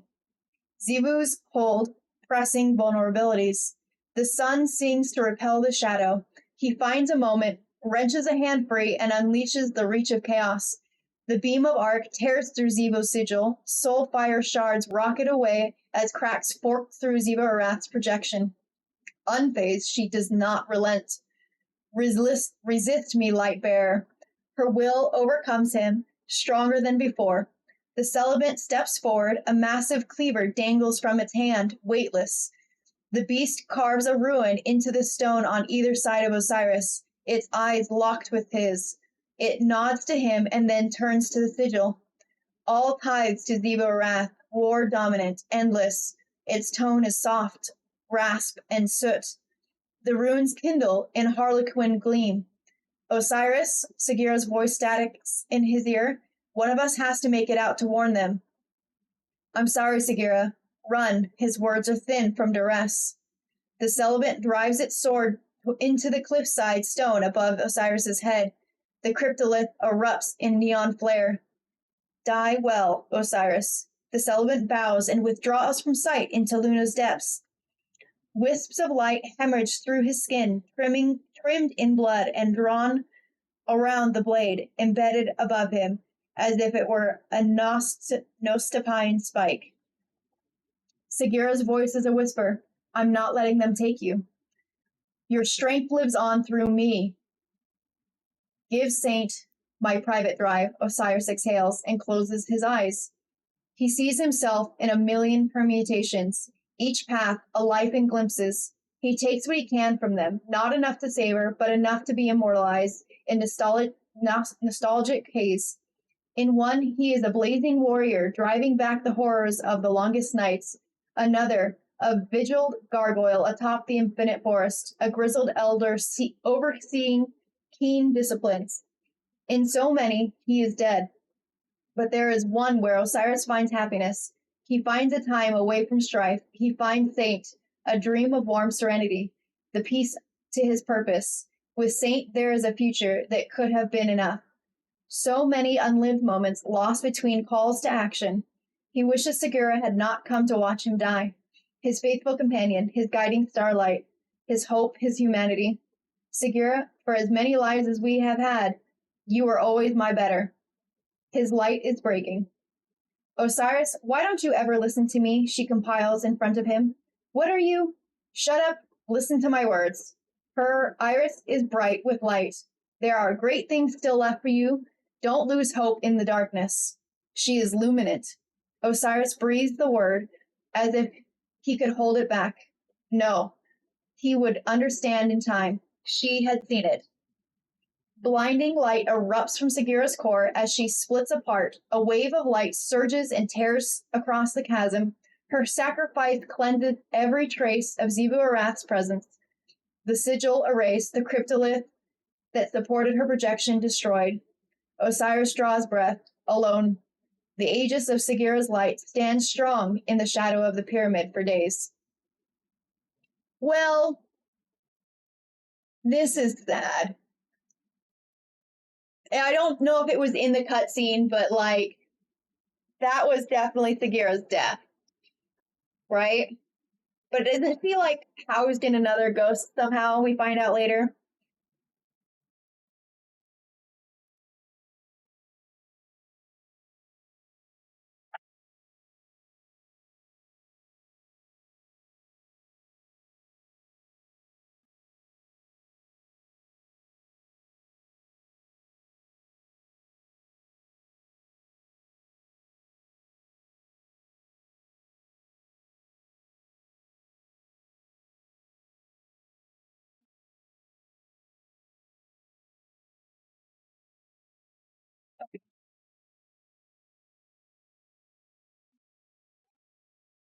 Did she leave the room when I wasn't looking? I'm gonna check on her 1 second. Yeah, our ghost, correct.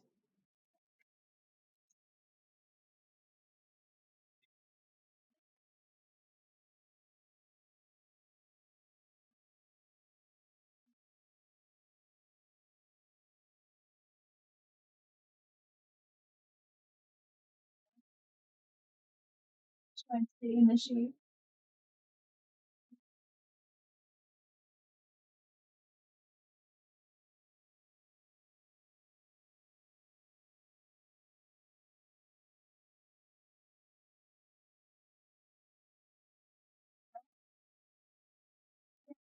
Okay.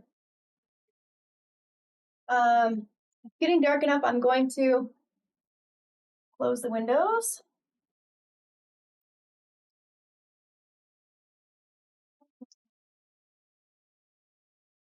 Turn on some lights. Okay, Google, stream time.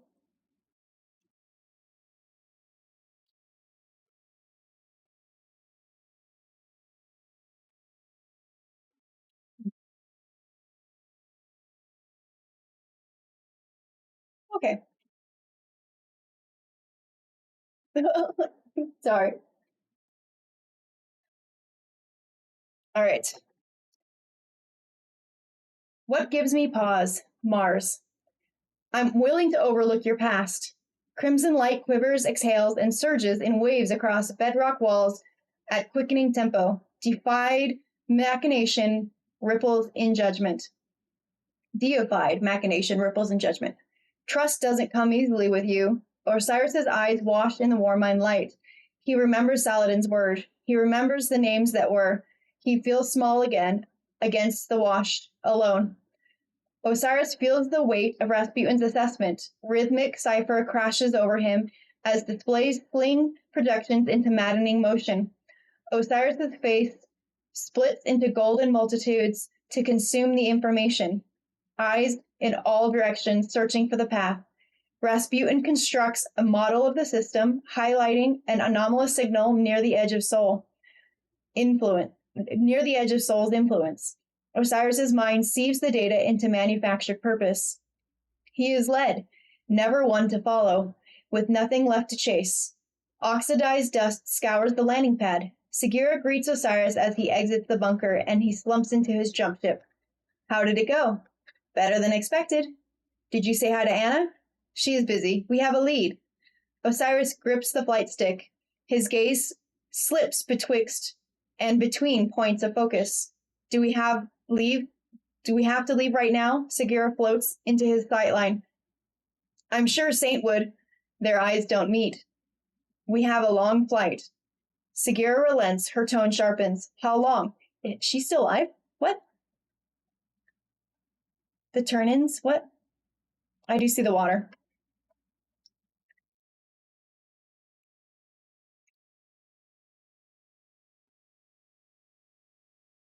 And the stretch.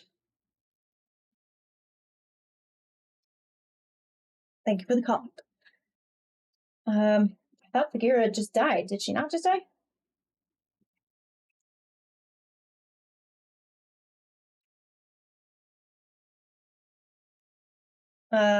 Let's see. We have a long flight. Segura relents. Her tone sharpens. How long?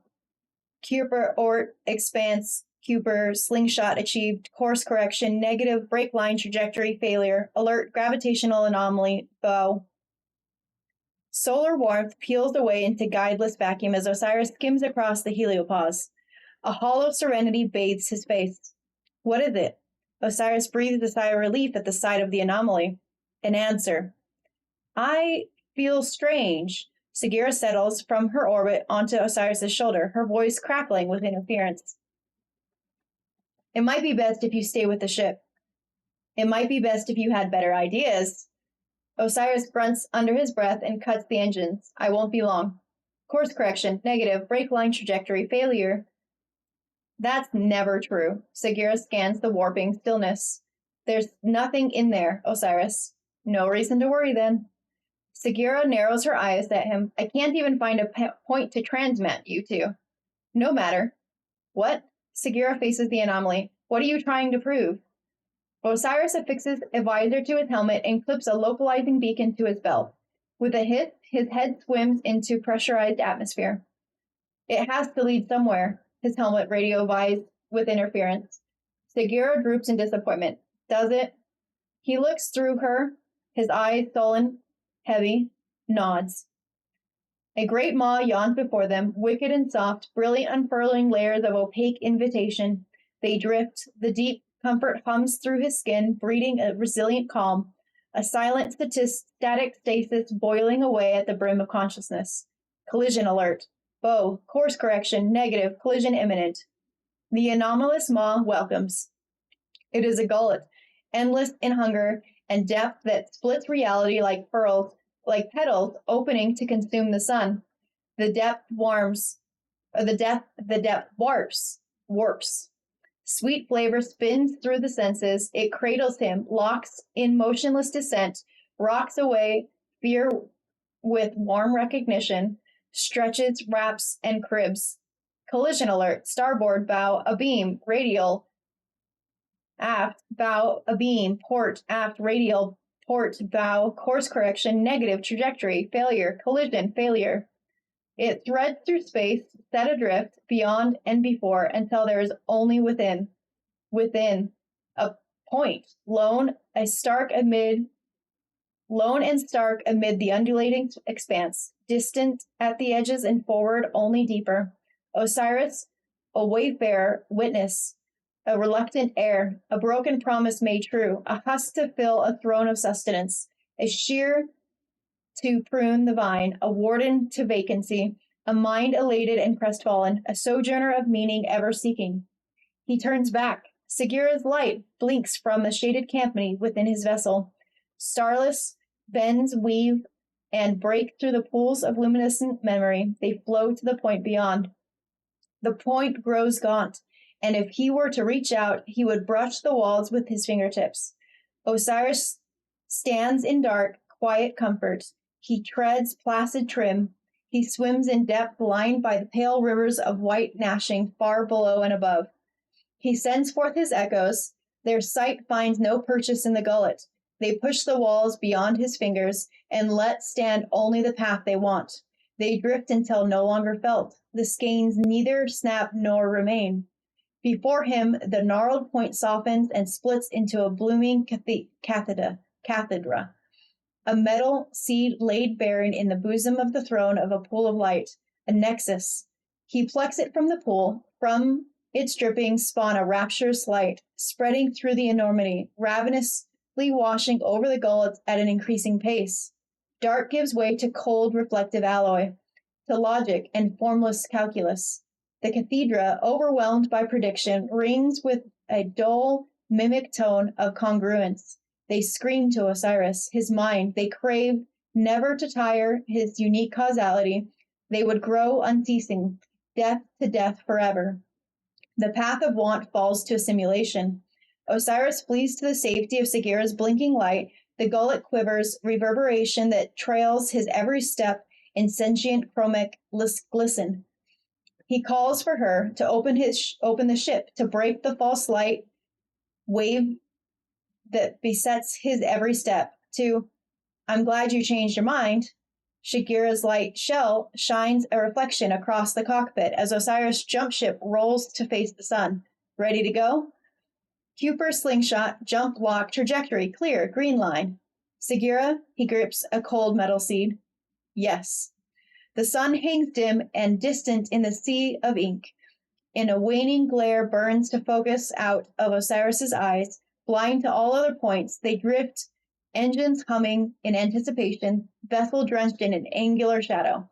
Did he just spacewalk into a black hole and retrieve a metal seed of mystical, magical origins? What is this thing that he has just picked? Is this the thing that helps corrupt him into Savathun's, puppet? Is that what's going on here?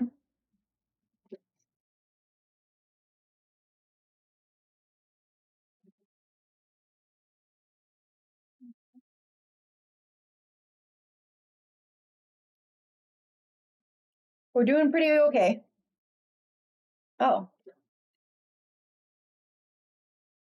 Oh no, it's because the lights came on. I keep forgetting that my camera always picks up motion when the living room lights come on, just because of the reflection that happens from the lights at dusk, sunset. All right. This is a lot of Osiris in a book. It's a lot of Osiris, which is fine. He's not a character I'm specifically super interested in. He's done a lot. He's major part of a lot of our storylines. I get it. I think him and Saint's relationship is really cute. I like it from the perspective of Saint being in a relationship with him. I don't really care so much about Osiris. Does that make sense?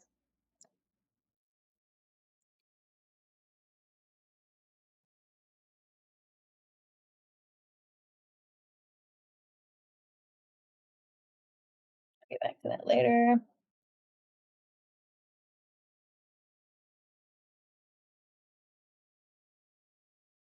Okay.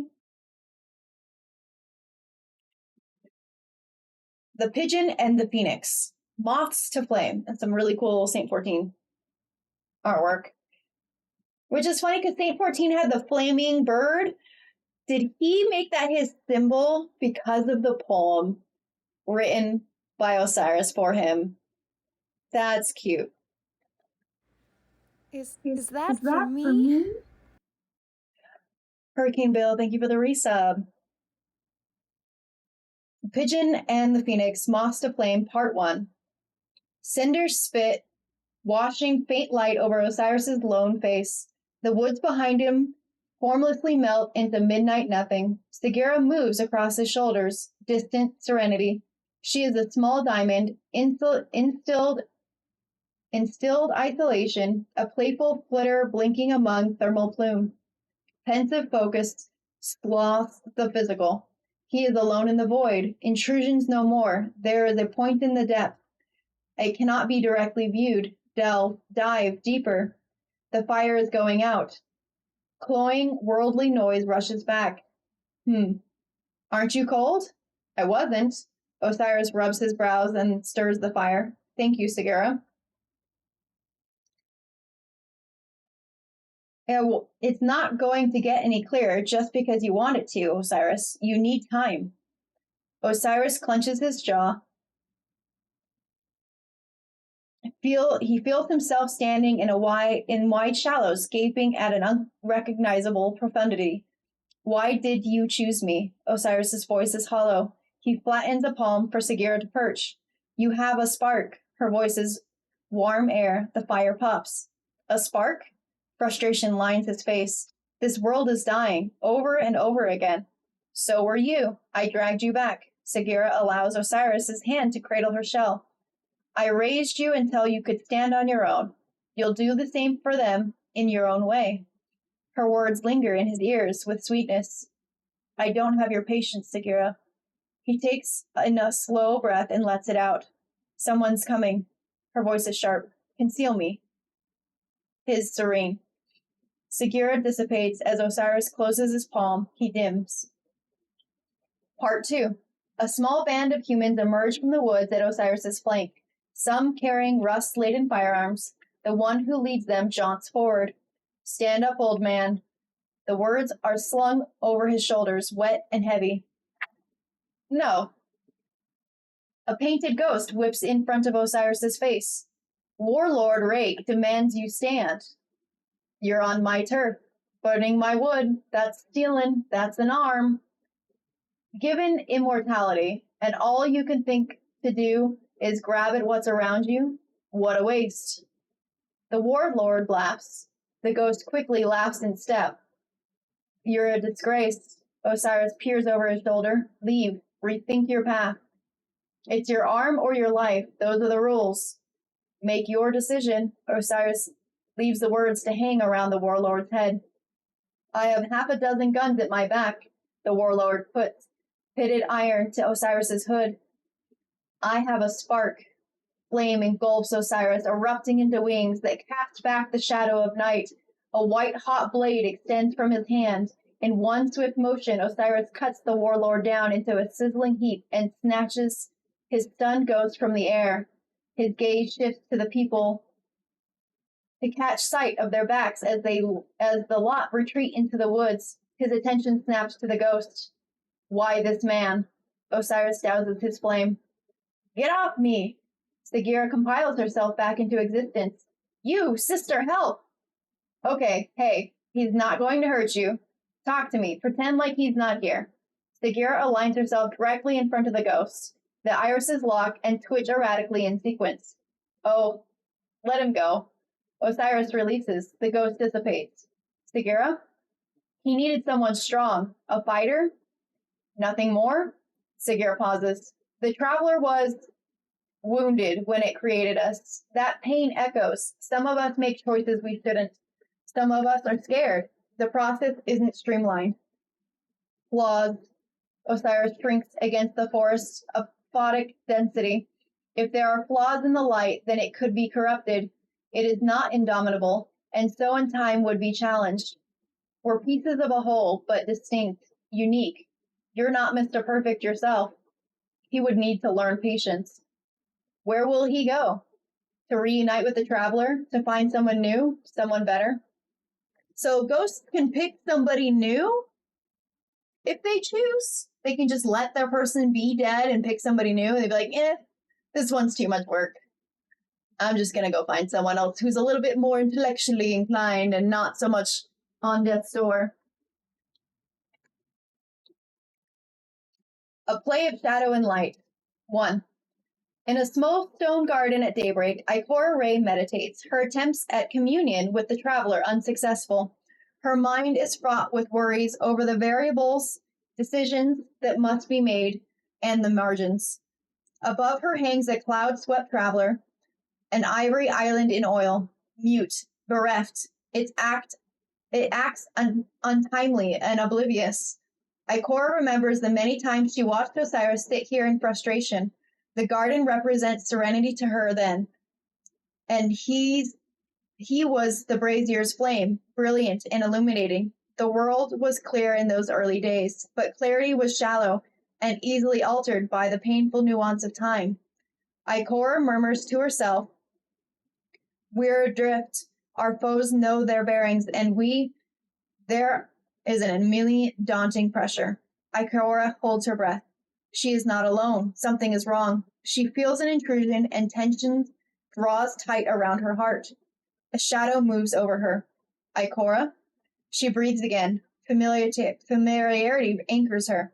Osiris, would you care to join me? She recognizes his robes, his voice, and that is all. His face sinks between dancing shadows cast by the garden's torchlight. He is smaller, worn, and devoid of the magnificence she remembered, a monument of embers defined by what once was. Osiris scoffs and peers up at the traveler. It bears down upon him, a pressure building in his brain. He looks away and shakes his head. I do not. I came to deliver something to you, a message I recovered from Sagira. Sagira, if you ever wish to... I know you don't, but if you do, of course. Osiris hands her a small slate. I have not read it. Oh. A wry smile touches Ikora's face. Privacy and sentiment? Who are you, and what have you done with Osiris? Foreshadowing. They chuckle together for a moment. Osiris meets her eyes. In times of change, those who stay the same are often swept away. There is comfort in his words, in the tone of mentorship. His honesty is refreshing against the careful Pt2 dialect of plumage and phrasing required in city conversation. Thank you. Ikora runs her fingers over the slate. I was glad to support your reinstitution and to see you return. She could not help but offer him this scrap of recognition. It was deserved. He was worth more, and she would not let the broken pieces before her reshape his image. Ikora's eyes slid across the traveler as if it were polished. Do you still feel it? I think not, but I am drawn to it just as I was drawn here. Memory and habit. Ikora nods. I lost my light during Red War. I don't think I ever told you. I kept feeling something, a hook that wouldn't quite catch. I was hoping you felt the same. I believe you felt the light, even while the connection was broken? Osiris steps towards her, his shadow wavering in the flame-cast glow of the fire. Interesting. I feared the call was not the light. Osiris looks at her quizzically. Eris believes we all harbor darkness, that it is only a matter of tapping it, and as if it is a resource to be spent without cost. Ikora looks at the traveler again, awaiting judgment for her words, recognition, anything. You fear its accessibility? Yes. Not for the sake of hoarding, I would hope? No, I fear what reckless hands would do with that knowledge. Ikora has seen it, anger given voice through power, and she has lived long enough to know fear flows freely in the absence of reason. That's a really good line. Fear flows freely in the absence of reason. That's a really good one. Now is not the time to be concerned with gatekeepers. Osiris's words ring with truth. Denial and ignorance would become the cornerstones of their prison.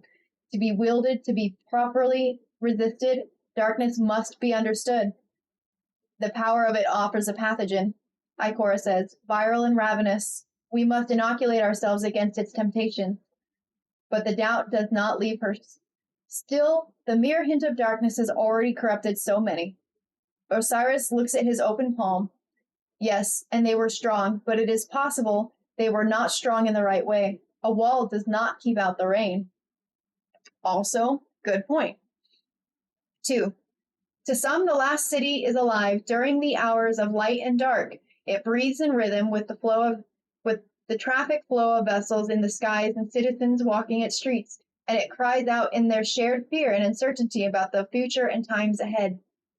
Saint 14 came to hear those cries, to immerse himself in them and understand. The sun is setting when Ikora Ray finds him in a plaza beneath the traveler's shadow. There were crowds here, not all that long ago, crowds of citizens flinging praise and accusation in equal measure. Like a Titan, Saint endured. But when the eyes of the city are no longer on him, Saint takes time to tend his wounds, even if they are merely metaphorical. If you need the space, I can come back another time, Ikora announces her presence, standing beneath an arched trellis fragrant with lavender and heather.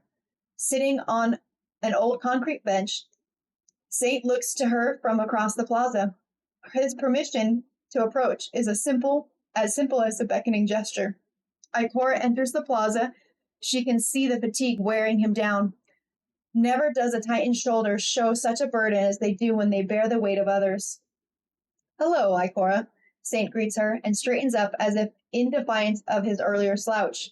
Saint, Ikora says, sitting beside him on the bench, is peaceful here, especially when the sun is setting. So many shadows at this hour, but see that? And Saint motions with an armored hand toward a corner at the corner of the park, bathed in warm golden glow. Always a little light, no matter how dark. Ikora doesn't even realize she's smiling at first, choosing to temper her expression in the light of what she'd come here to talk about. Saint can already tell. You have come to ask after Osiris, yes? He keeps his eyes focused on the play of shadow and light. I just want to know if he's... Ikora pauses. She doesn't know which words to use. Saint nods, then folds his hand in his lap. You know Osiris, he says with a hint of a good-natured jab in his tone. Private even among friends. Cloistered. Ikora remains silent, but lays a reassuring hand on Saint's arm. But he has changed. Saint's shoulders slacken. Ever since the young wolf dragged him off the moon, it feels like part of him stayed there. Saint shakes his head. He is both obsessed and empty. Then quietly he adds, he would not even let me comfort him. Osiris has never handled grief well. Ikora gives his arm a squeeze, but leaves her hand there in reassurance. You know the roads that can lead him down. Yes, Saint agrees. He is already planning, researching old records of the speaker, cryptarchs, texts on ghosts. I worry so much, but I cannot tell him so. You know how he would react. Ikora squeezes Saint's arm again. Saint, the Titan turns to regard Ikora wordless, acknowledgement of her question. This isn't easy to ask, but you know Osiris better than anyone. He already knows the question by the palpable concern in Ikora's eyes. Is Osiris a danger to himself? Saint looks away. He can't bear to see the look in her eyes. He can barely give her his honest answer.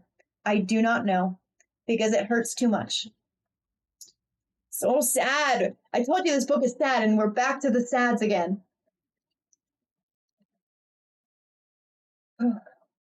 3. High priority. Cause for concern.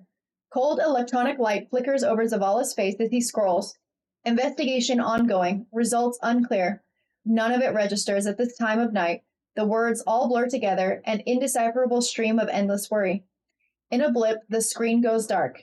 Thank you, Tarj, he murmurs, rubbing his eyes. His ghost, silent and steady as a rock, nods.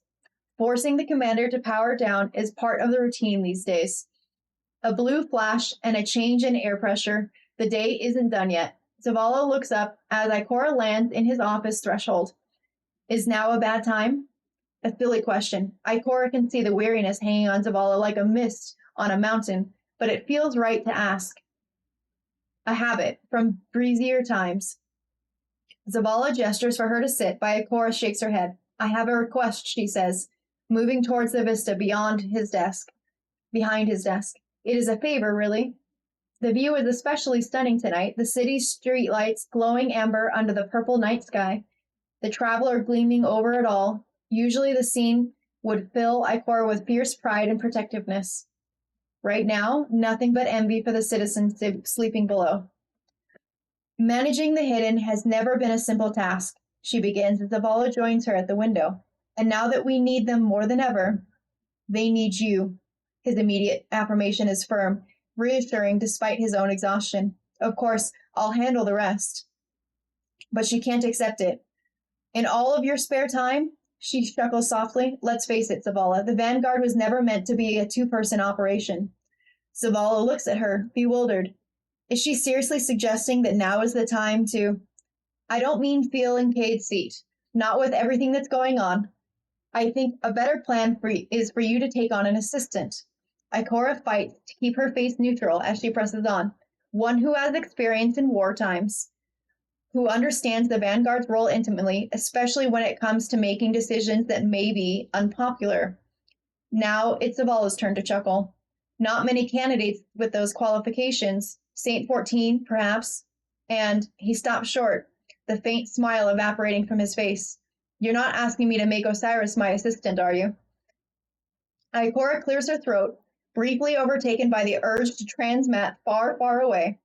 Landing in a nest of angry hive would be preferable to finish this conversation. Advisor is probably the title he'd prefer. I take it you haven't discussed this with him then? A gentle admonition. Ikora can't bring herself to meet Zavala's gaze, but his sigh tells her enough. Can he be relied on? Zavala finally asks. She wants to answer, to say yes, of course, but the words have lodged themselves in her throat. Her vision swims with 1,000 pinpoint lights shining in the city that night, each one connected to a life she's bound to protect. A wall does not keep out the rain, Osiris's voice rumbles in her head. She closes her eyes back to the stone garden earlier that day. They had been talking about the darkness and the strength to keep it at bay. But before that, Osiris had handed her a message, one she couldn't bear to read, which was just as well because it contained, amongst other things, in all caps, indictment. He is not as strong as he thinks. Ikora had smiled upon reading that, even in death, Sagira couldn't resist taking her guardian down a peg or two. The rest of the message was not amusing. Not as amusing. I know you know that, Ikora, but I'm telling you here because he will try to strong-arm you and everyone else into leaving him alone.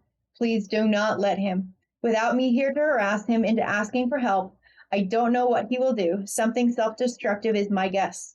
You're the same way. You've got hungry minds, needing constant challenges to occupy you. My death is one of those puzzles that cannot be solved.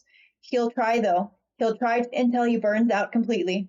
Only this time, I won't be there to sweep up the ashes.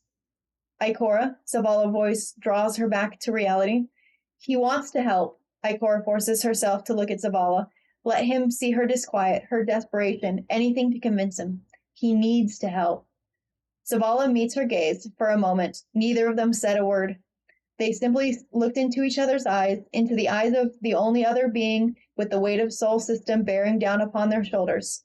At last, he breaks the silence. Very well. Hi, Games Tune. Yeah, the whole Sagira bringing him down a peg or two is really fun. Okay, we are 120 pages in, which means we only have 40 pages-ish left to go. We're doing good. I'm going to do another little proof of life check on her. She's probably fine. I think I would have heard if something was happening or not happening. Ugh.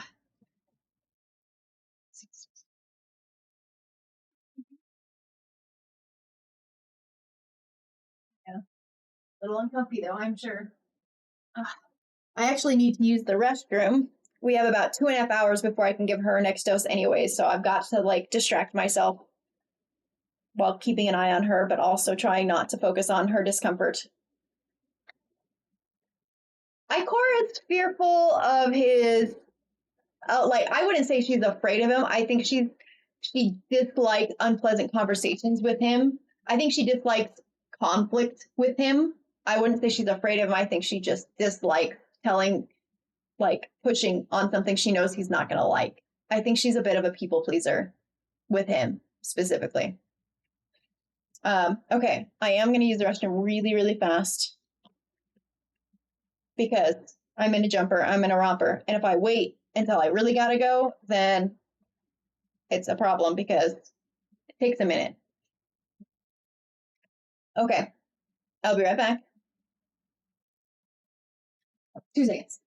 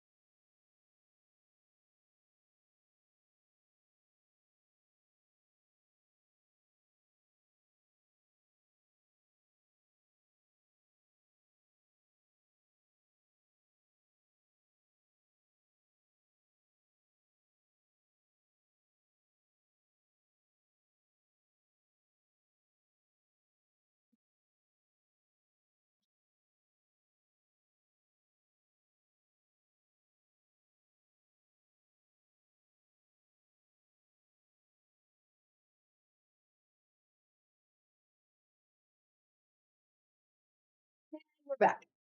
Not too bad. Not too bad. Okay.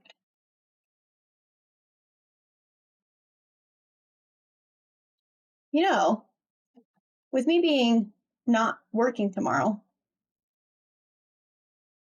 depending on what my vet says, if I don't have to do any earlier visits than intended or planned, maybe we do some stream tomorrow too, maybe during the day when I would normally be working. It only went back like 3. It was just 3.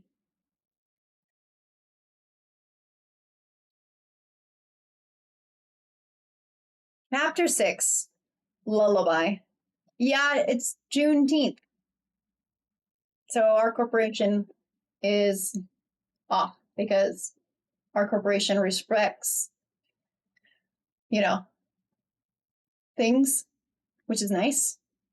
I like that.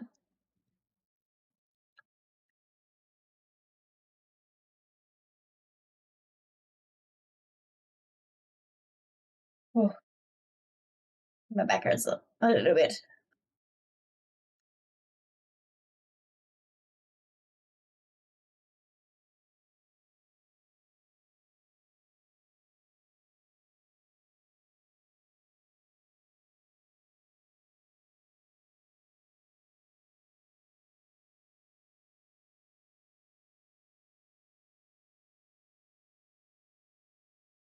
I have been. I've been doing that so I don't have to hold it because it is kind of heavy. All right, chapter 6, Lullaby. Because Aldrin was always a fool for love, and your crow loves you. Pet revenge. Oh, this is really nice artwork of our boy Crow. He a cutie. Not gonna lie, he a little emo, but he a cutie emo.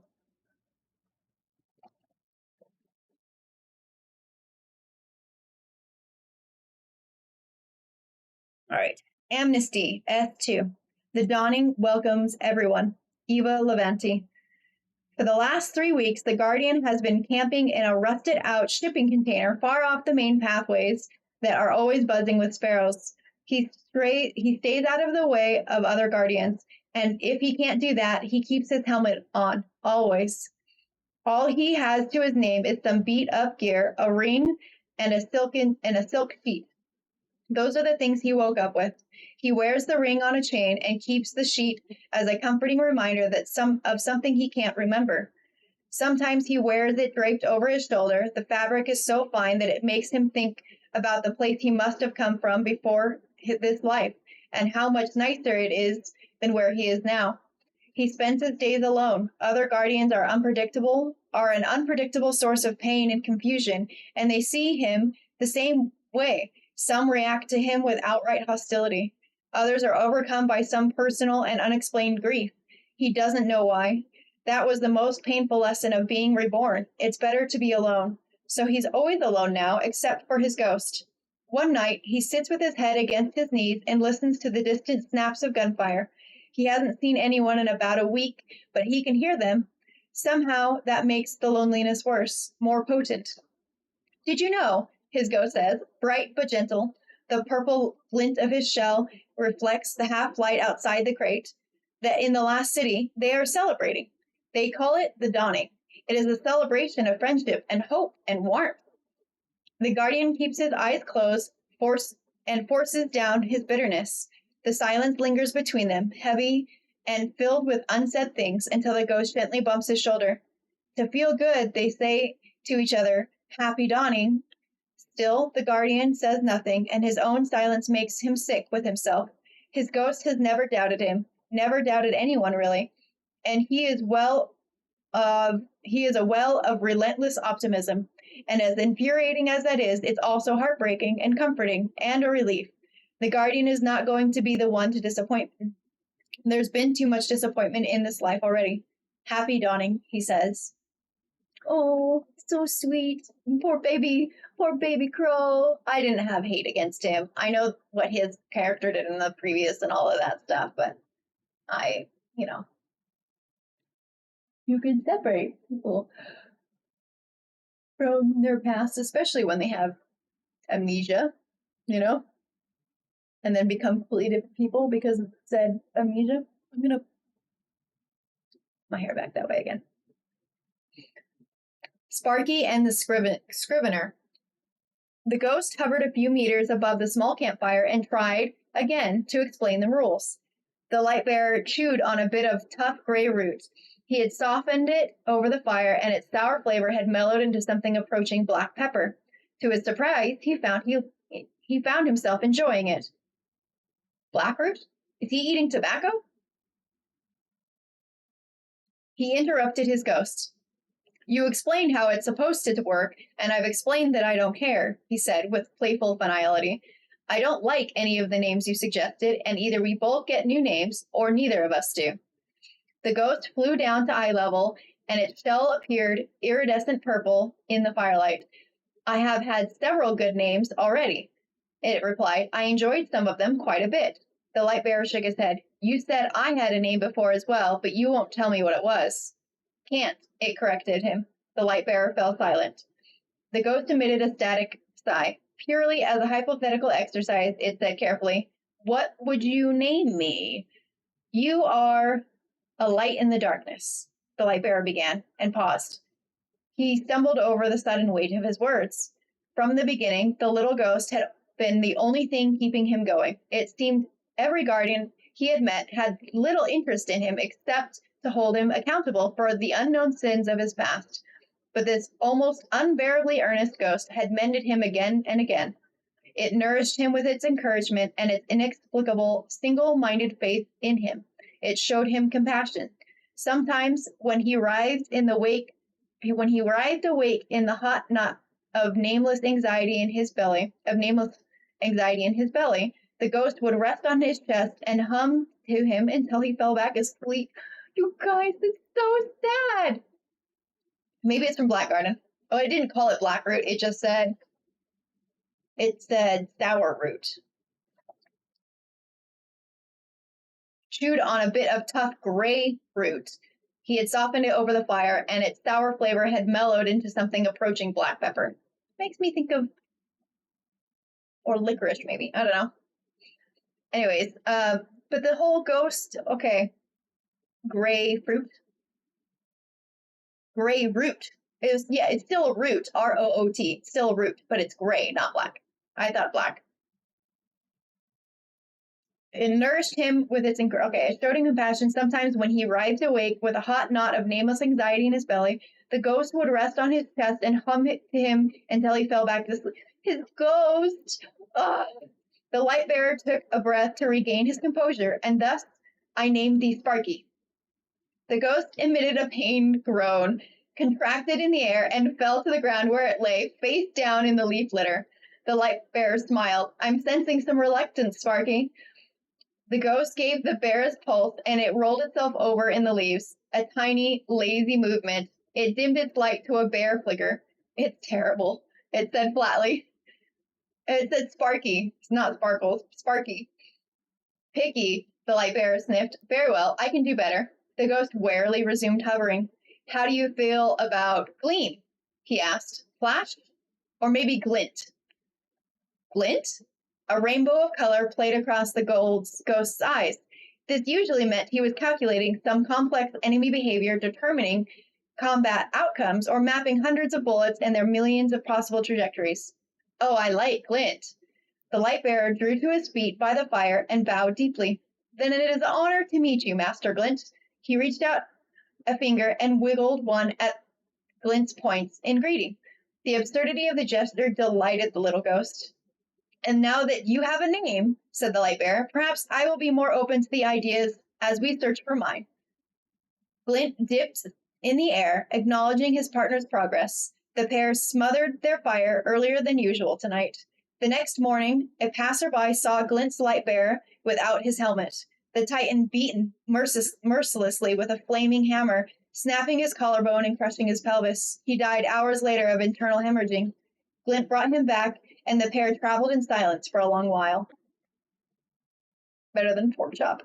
You guys, I feel so sad for Crow. I already felt sad for him before, but this is heart-wrenching.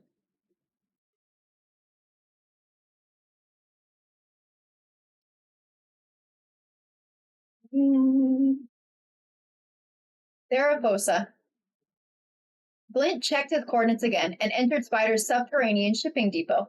He bobbed uncertainly through tight towers of stacked crates, beneath hanging coils and gurgling tubes, over piles of crushed phase glass, and through a hissing vent of rich lavender smoke that obscured what looked like a quantum opal. But as private ownership of such an unstable isotope was utterly forbidden, Glint decided it must be a replica. He found Spider working a bank of consoles in the nexus of the depot. An intricate series of gravity currents filled the air with gently gliding cargo. Rusty iris gates snapped open and shut as Spider directed his goods to unseen corners of his dominion. Tell me about Crow, Spider said without looking up. Glint flew closer and caught sight of himself on a small monitor. He saw a mosaic of security feeds, corridors in the tangled shore, a strange workshop, Crow's quarters, before Spider collapsed the images and turned to address him directly. How has our friend been performing in the field? Quite well, Glint answered. He's feeling more confident. Well, good, said Spider dismissively. He plucked a cracked chunk of seraphite from the current of air as it passed, ran his claws over it, then placed it back in the beam. Has anyone told him? Glint didn't have to ask for clarification. Not outright. He knows he wasn't a good person. He gathered that much from the Guardians who killed him, but he hasn't heard his own name. Spider gave a phlegmy grunt of contentment. And there haven't been any indiscretions? Glint's eyes flickered, and he made an almost imperceptible processing noise. Spider leaned forward. Do you have something to tell me? It's actually a funny story, Glint said. He ran across a warlock who recognized him as an Awoken, and he was seen? Spider shouted, striking the side of a passing crate. A chorus of mewling squeaks rose from within. Glint watched as it floated out of sight. Not seen, Glint said. She noticed his skin under his gauntlet. He told me he didn't want to risk further exposure, so he left. Then he's lying, Glint, even to you. The light in Spider's eyes seemed to dull. One of his smaller arms scratched irritably at his side. It's only a matter of time, Glint said softly. People talk behind his back. There are rumors someone named Chalco has been following him. He's heard the Scorn call him father. He'll eventually figure it out. I gave him rules for a reason. Following rules is a counter to his nature, Glint said blithely, then noticed Spider's scowl. Frustrating, I know. He could ask anything from the next guardian he sees, and I couldn't stop him. Spider growled. You will stop him. The thing is, said Glint, someday he'll realize who he was. Doesn't matter. What's important is who he is. Who he is, Spider hissed, is my investment. I'm counting on you to remind him of that fact. A damaged crate floated past, loose glimmer swirling in the gravity beam behind it. The little ghost was quiet. He floated unsteadily for a moment, then rose to Spider's eye level. Baron Spider, Glint said respectfully. In his short new life, Crow has faced more than his share of cruelty. He learned what it is to truly suffer. Glint mistook Spider's contempt for contemplation and continued. He isn't afraid of being hurt anymore. If you want him to stay, he said helpfully, you'll need to offer him more than threats. Spider looked at the impertinent little orb, and rage welled up inside him. But he was old, and he was smart. He let the anger overflow over him, around him, float in its backwaters until only his eyes were left peering over the surface. Thank you, Glint, he said, his voice calm. I will call for you again if I need you. Glint beeped with pride and dipped in the air respectfully, then dipped away through stacks of contraband. Better than pork chop, indeed. Broken wing. Glint's shell showered with scars of spider. Glint's shell showed the scars of Spider's implements. I'm sorry. I'm so sorry, Crow's voice was barely a whisper. For all his strength as a light bearer, he looked small, seated on the floor in his den, illuminated by the pale glow of the solitary lamp. Crow cradled Glint in his cupped hands. The ghost's monocular eye stared up at him and flickered weakly. I'm so sorry. It's all right. Glint couldn't blame Crow. I think I'll be fine. Spider is, he had to cautiously choose his next words, very skilled with modifying ghost architecture. He put a bomb inside you, Crow hissed, his voice cracking. But I'm still here, still with you, Glint reassured, and you still have the light. That's what matters. Crow looked up at the ceiling, unable to bear the sight of the damage done to his ghost. He was silent. The room was silent, save for the damnable rattling of those pipes. I put you in this position, Crow said quietly. I let this happen. You had no choice. We can't change the past, Glint said, as he floated up out of Crow's hands a little crookedly, like a bird with an injured wing. We can only look to the future. Crow forced himself to gaze down into Glint's single flickering eye. My future is with you. You're all I have, the only person who... He lowered his voice, afraid Spider might overhear. The only person who cares about me. You won't ever know who cares about you until you meet them, Glint contested, then floated closer to Crow's face. You aren't a prisoner, he added. You could leave, live a normal life without the light. Crow's jaw tensed, teeth clenched together. No, he said through them, I won't. I won't abandon you. You would never do that to me. The ghost looked away in thought for a moment, then bobbed up and down. You're right, he said, as he turned again to face his light bearer. Glint floated in and softly tapped his shell to Crow's nose. I'll never leave you. Crow reached out and gently took Glint into the palm of his hand. We're all we have, Crow whispered, pulling his knees in close and Glint even closer. Spider will never let us go. But at least we have each other. I want to strangle the spider now. Like, fuck this guy for abusing this poor, child of abuse already. And, I hate the spider. Guardian angels. Since we're undercover, you know what I need. A disguise shell, something mysterious. Glint hovered eagerly over Crow's shoulder. His shell flaps tilted encouragingly. We could go see Tess. First of all, Crow muttered, we're not undercover. This mission is reconnaissance, not infiltration. Of course, Glint chirped. But second of all, Crow continued, I'm not the only one. I'm the one who needs a disguise, not you. Nobody knows who you are. That's not true, Glint protested. I've been around for hundreds of years. I've met everybody. As pork bun, or whatever it was, Crow gently teased. Nobody in the tower knows you have a new guardian. Glint whirred a low tone. which Crow had learned to interpret as grumbling. The awoken Lightbearer ignored his ghost's petulance and checked the position of the sun. He moved a few feet further into the shadow before refocusing his attention on Commander Zavala. The last thing Crow wanted was for the Titan to spot the binocular's reflections. If it had been like this for the past week. During the days, Crow would cover Zavala from afar with his sniper rifle, vigilant for any unusual transmat signals or faint shimmer of cloaking tech. At night, when the visibility was restricted, the pair would creep into the tower and act as the commander's invisible bodyguards. Crow burrowed further into his new hunter cloak. It was really a beautiful garment, he thought. He admired the fine fabric. Chosen by Glint and gifted to him by Osiris, recalling the generosity made him feel suddenly guilty about his stinginess. Crow sighed. Fine. After this mission, once we know Zavala is safe, we can get you a disguise. Glint scooted in front of Crow's face, his mechanical iris suddenly magnified through the binoculars. Can we really? I suppose, Crow murmured as he tilted his head to see past the bobbing ghost. But not because you need it. Because we're friends, Glint stated, matter-of-factly. Sure, rare friends. Maybe even cheap, legendary friends. Crow smiled at his ghost, but not exotic friends. You'll have to find a new guardian for that. You're the best, Glint hummed encouragingly, no matter what Lord Saladin says. Crow snorted at the mention of the Iron Lord. We're all on the same side. Sooner or later, Saladin will realize it and start treating me like a real guardian. Don't worry, Glint chirped. With the legendary pork bun by your side, how could he refuse?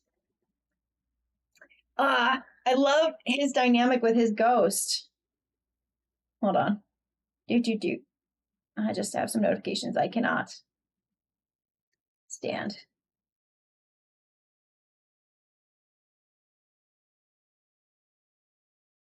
Okay, I'll respond to that later. We're getting there. Ooh, look at this fun, spooky Halloween ghost art. Pt2.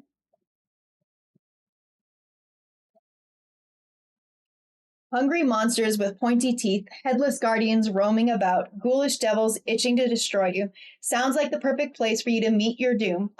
Wish I'd brought popcorn. Imaru. I love it. I love it. Oh, headless horsepower. The line between myth and reality disappears when the myth starts shooting back. Glint. Glint compiled as Crow made his way down the enormous metal corridor festooned with Kaido's banners. They were directed to a room aboard the Cabal ship, a simple space furnished for guests. The door closed and they were finally alone again. Glint waited expectantly for Crow's usual candor, but there was none. So, Glint ventured, how's it going? Crow hoisted himself into a massive Cabal-sized chair and regarded Glint from the corner of his eye. A little eye-opening, maybe even frustrating, or infuriating. It's like being in a room full of Saladins. Glint hovered hesitantly in front of Crow's face. Are you nervous about meeting Kaido? You don't need to be. Why are you being weird? Crow asked with a hint of annoyance. It's just that you don't really need me here. This is a Cabal battleship. The only thing that could hurt you here is the food. Crow snorted. It's really not so dangerous once you learn to sneak up on it. He paused to consider Glint's position. You're right, though. Kaido won't let anything happen to me. It would be a diplomatic incident. So, I was thinking, Glint continued, that as long as you're safe, I could take some time to do a little research for my collections of tall tales and legends. You mean your stories about the cult of the Pumpkin Men? They're called Headless Ones, Glint chirped back. And then, with an increasing urgency, there have been credible reports for centuries from all over Seoul detailing very similar phenomena without any clear cause or link. Crow held up his hand. The Headless Ones, he said abruptly, cutting into Glint's analysis. Glint backed away slightly and nodded. You're not going alone, are you? Crow asked. No, the Guardian said they'd come with me. Are we just the Guardian? We don't have a name. Crow contemplated for what felt like a very long time to both of them. When he finally spoke, his voice was small and low. Just promise me one thing. Anything. When the shooting starts, remember to keep your head. Glint's groan echoed through the halls of the battleship. It was a groan of adventure. Crow told a joke. That's funny. That's funny. Tales of the Forgotten, Europa 1. You're not going to make fun of him, are you? The administrator asked with a raise of her eyebrow. He's been through enough already. Just the opposite, Glint assured her. I'm one of the few people who actually believes him. Huh, the administrator replied. She tapped her datapad and brought up the requested hidden reports. Glint transmitted the authorization code Cora gave him, and he received the decrypted upload seconds later. Robots who believe in the headless ones, she shook her head. It boggles the mind. Ghosts, actually, Glint corrected. You believe in ghosts too? The administrator tutted. I've never figured the Traveler would have made you lot so gullible. Thought you little guys were supposed to be super smart. I mean, you're basically living computers, right? I think we're sentient energy signatures housed in cybernetic construct, Glint said, trying not to be offended. But I do have an internal database, if that's what you mean. The administrator turned back to her workstation. Well, good luck on your wild goose chase, Mr. Energy Signature. Europa 9. Glint met the former hidden agent in a sake bar called Drunken Noodle. He had agreed to speak on the condition of anonymity and was already drunk when Glint arrived. Man, they can say whatever they want. I saw what I saw, the man affirmed. He motioned to the proprietor for another picture. They always tell you, report everything, no detail too small. You never know what matters most. Bunch of bullcrap, he grumbled. I saw what I saw. A headless one, Glint prompted, struggling to contain his excitement. What? The man asked. No, it had a head. That's what I'm saying. Haven't you been listening? He lurched to his feet. Nearby diners began to whisper and point. It had a big, smiling pumpkin head, he shouted belligerently, with 3 eyes and purple flames shooting out of it. The bar fell silent. The man suddenly felt everyone staring. I saw what I saw, damn it. Luna 3. Leia's eyes fluttered open as she roused herself from a trance. The Techion had been recuperating from her time in the Ascendant Plane by completing a series of restorative meditations. No sooner had she regained her bearings than Glint scooted in front of her face. Excuse me, Techion Leia, the ghost began. Now that you're awake, do you mind if I ask you a few questions? His shells flapped, tilted sheepishly. How long have you been watching me meditate? The Techion asked, bemused. 143 minutes, Glint said. It was quite impressive. Crow can barely sleep for an hour without yelling at invisible enemies. The invisible enemies are the most dangerous, Leia spawned. Just look at Savathun. Glint hummed noncommittally. He couldn't tell whether the Techion was joking or not. Speaking of invisible enemies, Glint segued, I want to ask you about the sinister group of pumpkin-headed monsters called Headless Ones. Maybe you heard of them during your training? Leia froze quizzically. I think I might know something of one of the ones you seek, but to be certain, you must first tell me, what's a pumpkin? Luna 6.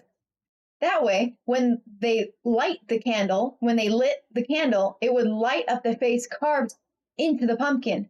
There was a long pause, as Leia studied the hologram Glint had projected for her. And this was common during the Golden Age? The Techion asked. It was, Glint nodded. Humans used to put this pumpkin head all over the place. They would even paint them on their... But why? Leia interrupted. Oh, they thought it would help them speak with the dead, Glint chirped matter-of-factly. The tech witch furrowed her brow, piecing together many fragments of disparate lore. If these legendary pumpkins were tools for seeing beyond the veil of death, she mused, then it makes sense that they would become the emblem of... She looked at Glint expectantly. The Headless Ones, Glint encouraged her. I'm really trying to make that name stick. I think it's pretty neat. But they have heads. They have pumpkin heads. But they were called Headless Ones, which is funny. Nessus 1. As Glint neared the Exodus Black, he requested permission to board over open comms. A chipper digital voice quickly replied, Yes, I'm happy to receive you, even if you are a terrible ingrate. Thanks, failsafe. Glint scooted into the ship. away from the prying eyes of the Vex and Fallen. I know the Vanguard hasn't been back here in a while, but correct, it's been almost 2 years since you last visited, even though you promised to come back often, the AI replied. I've since developed the emotion of betrayal just for you. Well, I'm here now, Glint tried to keep his tone light. I was hoping you could help me with a research project. Of course, I'm happy to be exploited for your gain, Failsafe replied, helpfully, and then in a more dour tone, anything to break up the unending loneliness. I'm hoping you could tell me about the Headless Ones. Glint uploaded all of the information he had to Failsafe's mainframe. I have intel that they're around here somewhere. You are correct, the AI replied. They're my neighbors, and they're the absolute worst. Nessus 4. They've been hanging around in those ruins for centuries, Failsafe continued brightly, but they've never once come to say hello. If they've been here that long, why don't they appear more often? Glint asked. The AI snipped. Why don't you ask them? Oh wait, you can't, because they only speak in fiery shrieks. I see. What's your best guess then? Glint asked. They probably don't want to be smashed by rampaging guardians, the AI responded dourly. How should I know? I just figured that since you're the one of the greatest intelligence in the system, you might have some insight, Glint said. Your disingenuous compliment has been noted and appreciated, Failsafe replied, the lilt in her returning to her voice. Would you like to play checkers? I like ghost interactions between two ghosts. I think those are my favorite. The Drowned Captain. 9. 2 guardians were riding a sparrow through the EDZ, Glint began. Ito typed into her datapad. They were both on one sparrow? She asked flatly, not looking up. Yes, Glint said. They stopped at the side of the road because the sparrow broke down. One went to look for supplies, and the other waited outside and locked the doors. The sparrow had doors? This one did, Glint said, and they were locked. But then the guardian heard a scratching at the door from outside. Ito stopped typing, watching Glint with interest. And a voice said, let me in. And the guardian opened the door, but there was nobody there. Glint bobbed in the air, whispering in a tremulous, ooh. And Ito asked, Glint stopped moving and glanced back and forth. That's the end, he said. Ito's notes were brief. Findings of Ito 26. You really think that humans created the Headless Ones? Glint tilted his shell flaps obstinately. Yes, I hypothesize that they were created as part of an ancient human ritual, Ito replied, oblivious to the ghost's indignation, called the Hall Between. Glint tilted incredulously. A hall between what? The realms of the living and the dead, Ito reasoned, to which the ancient pumpkins were key. Glint's shell flaps went slack in confusion. So while I appreciate your discovery of the Headless Ones, Ito continued, I cannot support your conclusions regarding their origins. Or their clearly inaccurate names, Ito added. But I like, Glint splittered. I must reiterate that they do, in fact, have heads, Ito insisted in exasperation. It's their defining feature. Glint might be my new favorite ghost, guys. I'm not gonna lie. Like, for all of the reasons.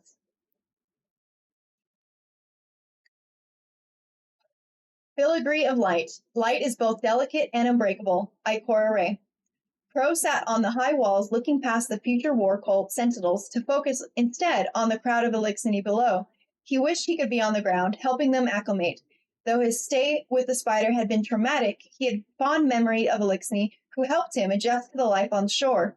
He longed to return the goodwill, but Zavala had given him strict orders to stay out of sight. It was a directive he had nearly contradicted in breaking up the previous week's sabotage. He was reluctant to put himself in hotter water for the sake of sentimentality. At least Glint can still have fun, he thought. 3 stories below, a gaggle of Elixini hatchlings chased Glint through the ruins. Crow had dispatched the ghost to do some reconnaissance and gauge the likelihood of another violent confrontation. But the instant attention of the hatchlings blew Glint's cover, and he seemed delighted in his demotion from spy to playmate. The ghost chirped in glee as the hatchling scrabbled around on all 6s, trying to catch him. He stayed just beyond their reach, twisting and turning through the rubble, doubling back so that the small ones at the back of the pack could have a go. Let them enjoy themselves, Crow thought. Things will get worse before they get better. They deserve every scrap of joy they can find. Oh, you guys. I love Glint so much. Another really cool piece of artwork of Crow.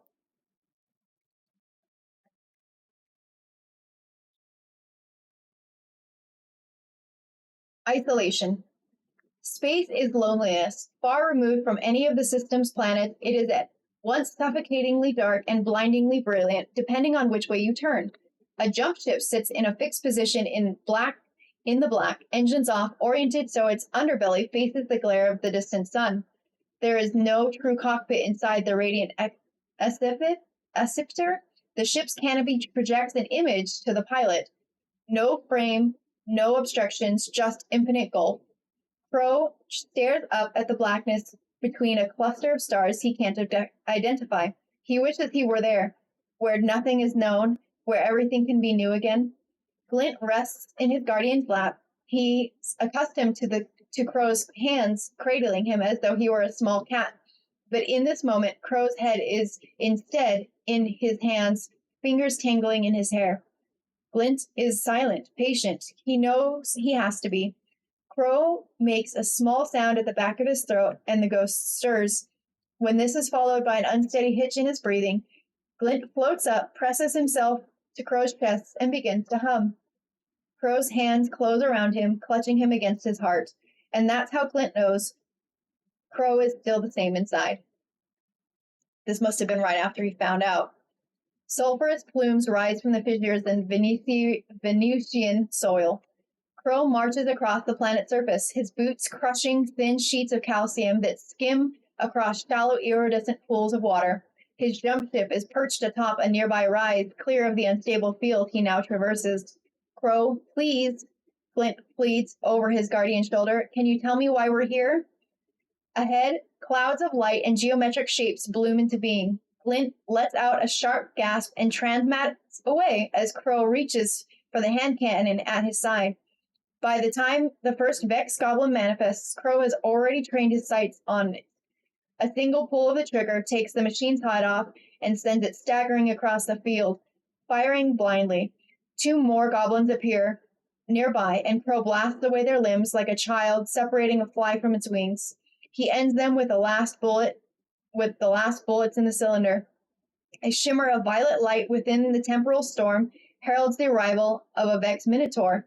It bellows a roar across the Venusian flats and fires a volley of energized blasts through the air.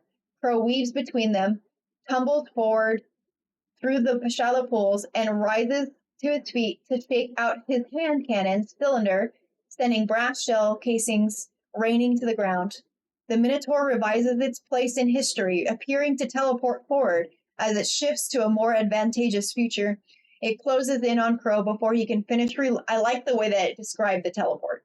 It closes in on Crow before he can finish reloading and grabs him by the head, hefting him off his feet. The Minotaur raises a plasma cannon to Crow's chest, and Crow sucks in a sharp breath, and his eyes open to winged serpents circling in the cloudy Venusian sky. He coughs violently, rolling onto his side. The Vex are gone. That was stupid. Glint chastises suddenly, and Crow remembers where and when he is. Why didn't you use your light? I wanted to test something, Crow says on a sharp exhale. He pushes himself to his feet, only to find Glint an inch in front of his nose. What could you possibly be testing all the way out here? The little ghost asks, looking around the desolate landscape. Then the question Glint doesn't want to ask. Why, were you trying to hurt yourself? No, Crow sees. He nudges Glint to the side and starts to head back to the jump ship, but Glint persists. Then why? He demands, blocking Crow's path. Because I wanted to know I was still me, Crow snarls, his teeth bared in a display of fury. Aldrin Sov could have defeated a Minotaur without the light. His hackles lower. I need to be sure that I'm not him, that you could still bring me back, that I was still worthy of this. Glint's monocular eye bobs down to look at the ground. He is silent. This time, Crow doesn't try to push past him. He stands still, listening to the blast of distant geysers, to the call of serpents in the sky. I'm sorry, Glint whispers. So yeah, he was mad. He finds out, and he tries to do something he knew that Aldrin could have done and was not capable of doing it. And Newt found out that he could be revived still, so that's sad still. Tusk allegiance gloves. Bonds are forged on the battlefield and broken at the war table. Empress Keitel. Crow was already reloading when the strange hive's lifeless body crashed to the forest floor. Glint flew towards the corpse without a word. Crow pretended not to notice and kept walking through the woods. He's been in a mood all day, Glint thought with a static sigh. He could use some time alone.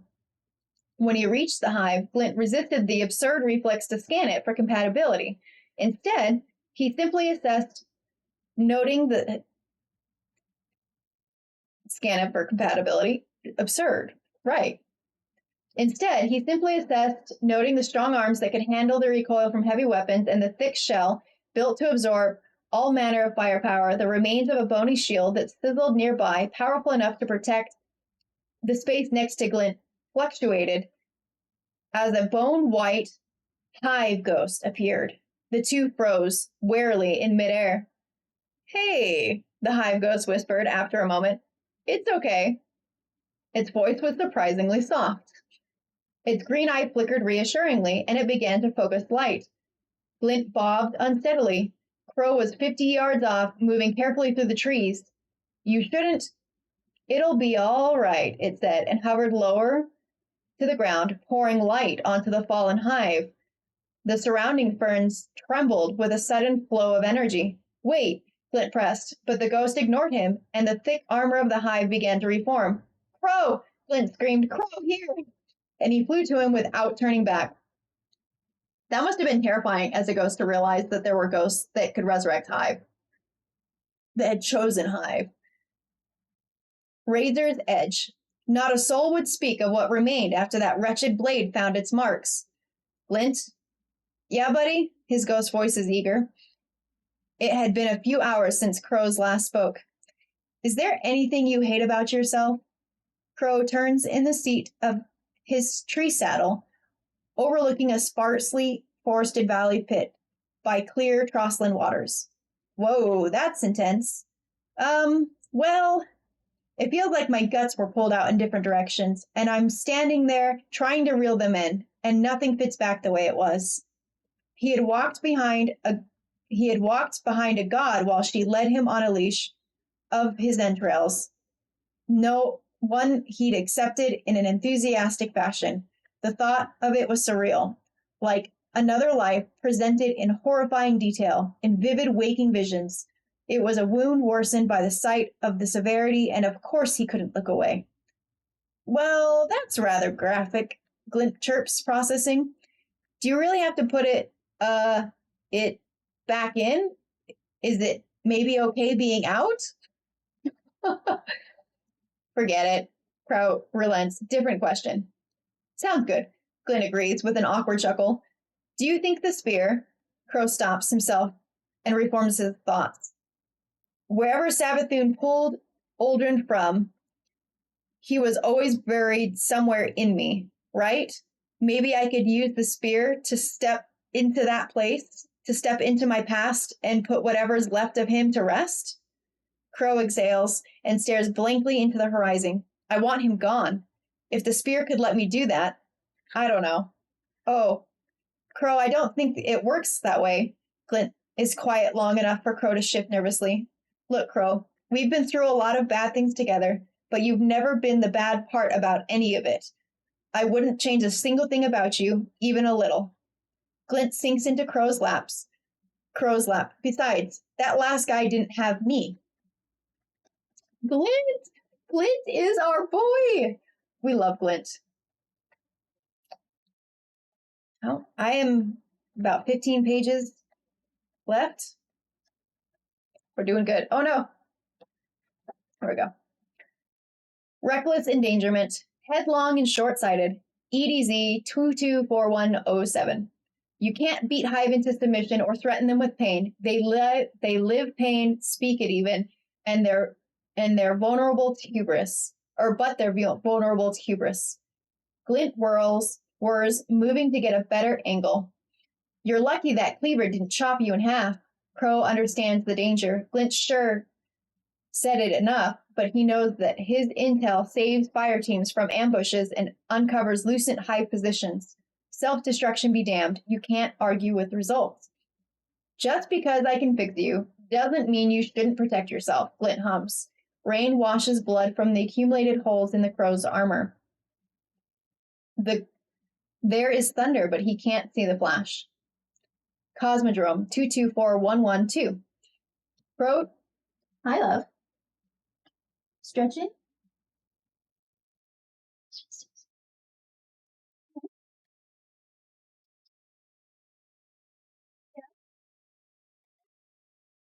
Big stretch. Oh, are you stuck?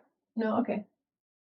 It is a bit of a squeeze to get under that couch, isn't it? Oh, there's a little bit of food there. Yeah, good girl. Oh, I'm feeling good. She came out. Maybe she just likes to sleep there because it's dark and quiet. It's not really comfy though. It's on the floor. Crow trades blows with a lucent wizard until she grounds him with an arc lance. He rides across the dirt. She promises to sacrifice his light to a vessel in the Hellmouth. He feigns begging. The wizard cackles with delight and lets slip her commander's name on the moon. Crow thanks her with a well-placed solar blade. Glint materializes as Crow calls the Acipter. I can never say this word. Acipter? I know it's not what Saladin would do, Crow insists as Glint stitches the gushing split in his neck with light thread restoration. Yummy? Is that yummy? We're almost done. The hive need to think they're winning, Crow says through gritted teeth. They monologue. They like their words are torture, reveal tiny scraps as they mock him when they think he's done for, and he lets them. He collects the grains of truth and turns them into something useful. Clever, clever. Moon 224120. Crow stares down over 30 hive emerging from a gaping hellmouth. 2 Lightbringer knights lead them. They shriek and posture over the corpse of a freshly drained guardian.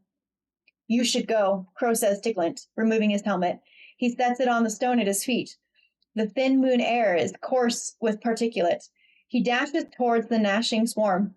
At least put your helmet back on, Glint calls after him meekly. I'll get help. Solar light flows through Crow. Come on, you want me? I'm here. Hand flexes around the grip of his cannon. Flames sputter from his fingertips across the cylinder. A series of firebolts crack from the Crow's freshly kindled golden gun. He unloads as many rounds as he can before the hive close the distance to him.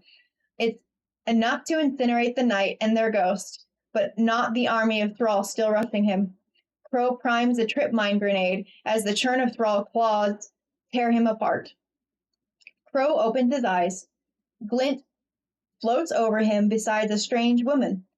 That was a wasteful life, Prince of the Reef, she says disapprovingly. Don't call me that. He sits up in a hanging trail of moon dust, realizing she likely dragged his body from the hellmouth. He's not a fan of nicknames, Glint whispers to her. Very well. I am Eris Morn, a friend. The woman croons with an outstretched hand. Right, Crow takes her hand and stands. Makes sense with the gestures to his eyes, but Eris doesn't seem to react. He coughs awkwardly. I could have mentioned you. Being on Europa and Mars, I think. The hive move against Earth. Something approaches, and I am deciphering its course.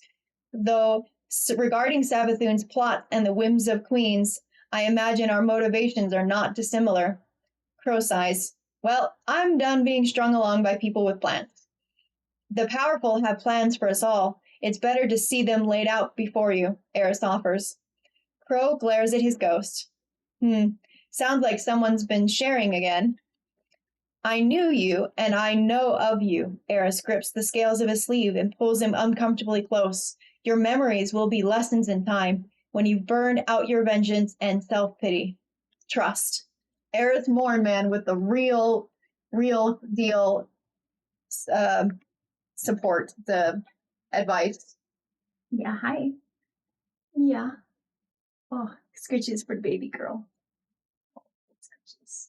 Yeah. Good, no scritches too.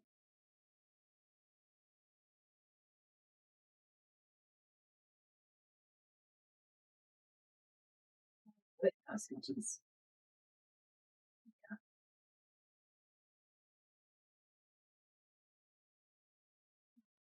I keep reading. I'm almost done. Credible. Oh, no, what was that?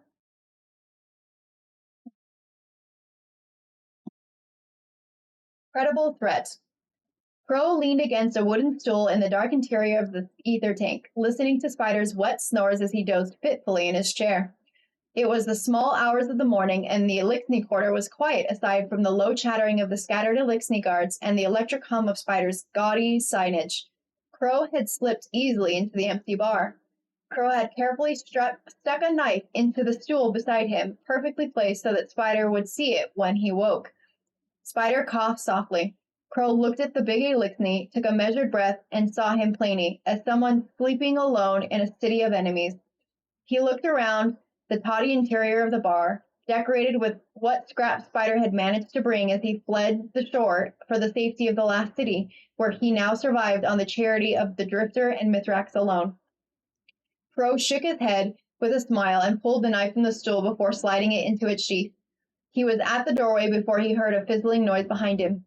Glint materialized in midair. "What are you doing?" Crow hissed, but the ghost was already zipping toward Spider. "Hey!" Glint yelled, and Spider snorted himself awake. Glint increased his light to a dazzling gleam and hovered aggressively before Spider's face. "Yes, Glint, tell that bitch." The Elixni recoiled and raised his arms, but Glint wove between them like an angry bee. "Crow may be too nice to send a message," he shouted, "but I'm not." "What?" Spider managed before he erupted in a fit of confused coughing. "We're watching you," Glint snarled, and his voice quivering with tension. "And if you step out of line, so help me, I'll deal with you myself." Spider caught his breath and sat motionless as the little ghost fluttered furiously before him. "And don't." Glint lurched forward and bopped himself against Spider's faceplate with a thunk. "You!"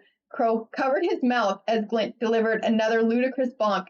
The Elixni blinked, too shocked to react. "Forget it!" Glint shouted, his voice breaking. He whirled his shell defiantly before transmatting away, plunging Spider into darkness once more. "You guys, I need a replica of Glint. I need him now. I need Glint." Crow was still laughing as the pair approached the lift to the tower. Glint hung sheepishly in the air. "I'm sorry," Glint said. "I guess I didn't have to do that." "Actually," Crow replied, reaching up to scratch his friend's shell, "I think you did." You guys, Glint boy, best boy. He is best boy. I love Glint so much. I am sad there isn't more Glint content already in Destiny. Like, there should be so much. We need, like, a story all his own. Chapter 7, Lucent Tales. Little Ghost, you were asked to accept the darkness, asked to turn against your cousins, asked to defy the will of the traveler. My ghosts make no concessions. We serve the traveler's true interest. Savathun. Interesting. All right. Hi, Ben. Pikmin, you didn't resent my hesitation. Mine is a prejudice shared by many. Evolution's paintbrush cut within the hive, a terrible anatomy rendered to elicit fear. They are loathsome things to look upon, after all. I speak not as some superstitious provincial afraid of the dark, but as a ghost well versed in the language of suffering. Look at this one. They call him a knight. This sin putrefying upon a slab. It is only brute strength that qualifies a knighthood now. I have little compassion for the universe's mockery of chivalric ideas. In contrast, I call myself a creature of moral strength and sound reasoning, and as such believe these traits allow me to judge so unforgivingly. But alas, I am also afflicted by a most curious and inquisitive nature. It is why When my debased fellows departed to find unity with the hive, I found myself compelled to witness their descent. Not to share in it, of course. I doubt we share anything more than a species, and the dark urge we all undoubtedly feel. Yet as I watched them, I could not deceive myself into denying the elegance of pouring the light in all its multiplex glory into these avatars of terrible intricacy. It is a sinister geometry, but not without its beauty. Gazing on them with an eye of unvarnished by niceties, one can see that a fiendish purity of purpose drives them. They spill confidence like a vintner drunk on his own reserves. Such a shame that this purity and confidence was leveled at the unforgivable quantum striking at our great traveler and unraveling its works. I shudder at the ease with which my comrades ignore such basic logic. This is the hive, disciples of that unholy church which laid our Creator low. They struck for its heart and shattered a roaring conflagration into 10,000 motes flickering in the wind. In their fervor, they played midwife of a sort to guardians, to ghosts, to me. Cause and effect. Legacy. Is this what my fellow ghost sees? Why it feels right? Then with their foundation of logic, what is my hesitance except some provincial superstition?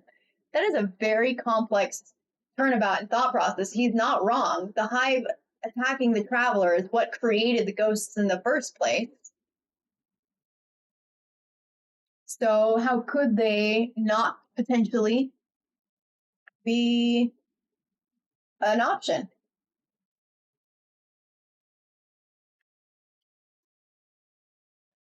"303. 303 floated in the shadows as her modest flock of ghosts scanned the ruins. For centuries they had combed through the long-dried spatter of a fallen world, hoping to find their prize. She always watched, knowing she would never find what she needed, just as surely as they knew they would. Oh, a joyous chime pierced the air, and the little ghost's mood sank. It wasn't a sound she heard often, but she recognized the melody that heralded the shrinking of her group. L gestured across the tumble-down intersection where Trill chirped hollow advice to a fond, wobbly guardian. As the others watched on, 303 turned away and grumbled. She supposed she could just ignore them, if they let her. 3, Paris bobbed, practically bouncing on her. 3, Trill's found her guardian. Come congratulate her. Anger flared, white hot. Yeah? Okay. Anger flared white hot. Congratulate? You? You know what? Fine. 303 swiveled back around toward the impromptu celebration and raised her voice. Hey, Trill, congrats on abandoning us all. 3, what? I'm so happy for her. I'm not resentful at all about our fanatical devotion to dead humans, the species who couldn't even stop the darkness the first time around. 3, this isn't the time. When is the time, Paris? When are we going to start asking questions? Why did we just arbitrarily decide to dedicate ourselves to these squishy creatures forever? They aren't fit to hold the light. 3, can't you at least be happy for us? Trill's voice was soft. 3 didn't respond. This is the way we form a bigger family and serve a larger purpose. That's what it's all about. But maybe, if after all this time you still can't share that with us, Elle paused. She'd often come close to saying this, but always backed down before. Then maybe you shouldn't search with us. 3 floated, letting the ultimatum settle. Fine. Then there was nothing more to be said after that. One by one, the rest drifted away, resuming their work. Elle hesitated for a moment. Goodbye, 3, she whispered. I do hope you find your family. 303 turned away to look up toward the night sky. Twinkling stars stared back like a million judging eyes. But she knew then, gazing at those quiet spaces between them, they were her family. Krill. Private medical log. Parties 1. Ghost type. Designate Krill. Associations. Lucent. Hive. Text decrypted. Transcript follows. Ubartu Anna blames me. Naturally. He insisted on naming me Krill. in our first exchange because he claims I am as small and useless as the weak pest that the hive evolved from. Cruelty and suspicion are his nature, but it makes for a poor physician. Still, poison is logical, if ignorant hypothesis for the condition. Patient reports various symptoms, mood swings, headache, insomnia. Primary symptoms remain the growths. I hesitate to call them tumors, no signs of metastasization. One must be precise in terminology, after all. After some clumsy exploratory surgery on my inner workings, Umbakturu seems content. I am not some Trojan horse. Wouldn't that be ironic? Ghosts sent to reclaim the hive from death only to wipe them out by dispensing pathological specks rather than light? As I said, ignorant. Biopsied a dozen growths, no clear results. The masses within are primitive, protoplasmic, little more than interstitial fluid and proteolytic amino acids. Primordial soup, as the humans say. No sign of infection, but curiously, the lining of these cysts, for lack of a better term, seem to be saturated with immune cells. Further biopsies will be needed. Wondrous developments. Biopsy 37 yielded aggressive results. I pierced the cyst to discover not fluid, but life. A winged arthropod attacked me, defending its host. I estimate little of its body remained upon destruction, but it seemed to be more energy construct than flesh. I plan to take the next specimen alive for vivisection. Confirmed the winged arthropods, despite their energy structure, also contain hive cells. I theorize hive physiology, unaccustomed to light exposure, is attempting to isolate it like an infection. Light, structured as it is, organizes the discarded sebum within the forges it within and forges it into imaginal cells, kickstarting a sort of holometabolism. Incredible. The hive's own bodies transform light into a parasite. What a wondrous adaptation. They are commending Umbakturu for his discovery. Thus, now I perceive the true poetry in my name. Everything about him of value comes from me. So the weird growths that are on the hive, who are lucent hive, turn into the moth. But it's because of their light, their body trying to metastasize and get rid of the cells of the light. That's fascinating. Ulok. Rise again, Luzayak. I can never say these names. Rise again, Luzaku. Ayat. Rise and take back the logic. This heretic won in your death. Yes, arm yourself and lay low the guardian scourge. The false inheritor of the light has grown fat on your weakness. To whittle him thin is to make yourself strong. Yes, he lies broken just as the gift masks, but be wary. Yes, there, his ghost awakens him again, and your victory is soured. Mind the bullets, bathe in the metal rain, and be cleansed, not drowned. Lift up your shredder.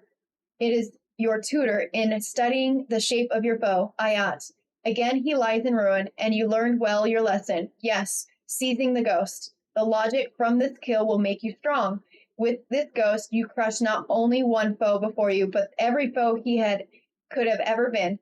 It is the whole worth of him in your hand. Gaze upon it. Yes, see how it trembles, so fragile. Hear it describe you in your victory. Take it now in this moment of ultimate truth. Grow drunk on victory, and in revelry, know the worth of this thing. Crush the ghost. Why do you linger, Luzak? What is there to learn with your eyes that you will not learn with your fist? Do you not wish to be something real, something that lasts forever? Why do you look to me? Children are curious, humans are curious, but hive are strong. Your understanding comes in vanquishing the thing, so do it. No, it's free. This is what your speculating has wrought, Luzak. You have failed, and now the tides of the universe will erode into meaningless dust. And all that you could have become is slipped through your fumbling fingers. The guardian will return, flush and hungry from his death, and then you will be dead. Ayat. Interesting. Finch chapter. Finch. You got to understand, none of us came here thinking grand schemes. None of us. There was just this urge, so we followed it, only to step into a world remaking itself. the light just thrashing away at the darkness, pounding away, mountains sloshing into seas like sugar in rain, a hive throne world remade on a whim. I'm not what you'd call a believer, not after the Red War, not after the Tangled Shore, not after a lifetime of never mattering just because I wasn't half of someone else's whole. But that made me feel again. And then I saw him, what was left of him lying there, just this corpse, dead, maybe, 100 years. It's my night. I look and I know he's mine. Like hearing the song for the first time and it's already stuck in your head. And in that moment, I think something good in me died. And 22 and Comanche and Marseille, they're all raising their partners, hive light bearers, every last one of them. You'd think it'd be impossible, but sure enough, all standing there. E.I., Quasite, Hatcher, everyone's finding their purpose. There's hive to the left of me, hive to the right. I'm buried in them. And the whole time, every ghost I ever knew is shouting, telling me, this is the traveler's plan. Who are you to question? And I thought, maybe they're right. I mean, I could see the light scouring a whole world right in front of me. Maybe this was some kind of turning point for the hive. You know, your creator chose to remake an entire species. Oh, you'd make bad choices too. So I shared my light, and who wouldn't? A couple hundred of your closest friends bearing down on you, and a hive shredder waiting if you say no. I shared. I reached into him, touched something deep. And what he offered back, it wasn't light or dark. It was cold. It was wrong. And I knew it would fill up whatever empty cracks in me the light had left behind. And I chose to make it a part of me, to be the half of his whole.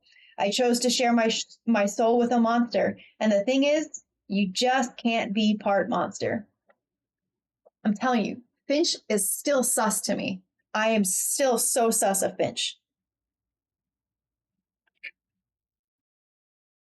Sister? That is my face.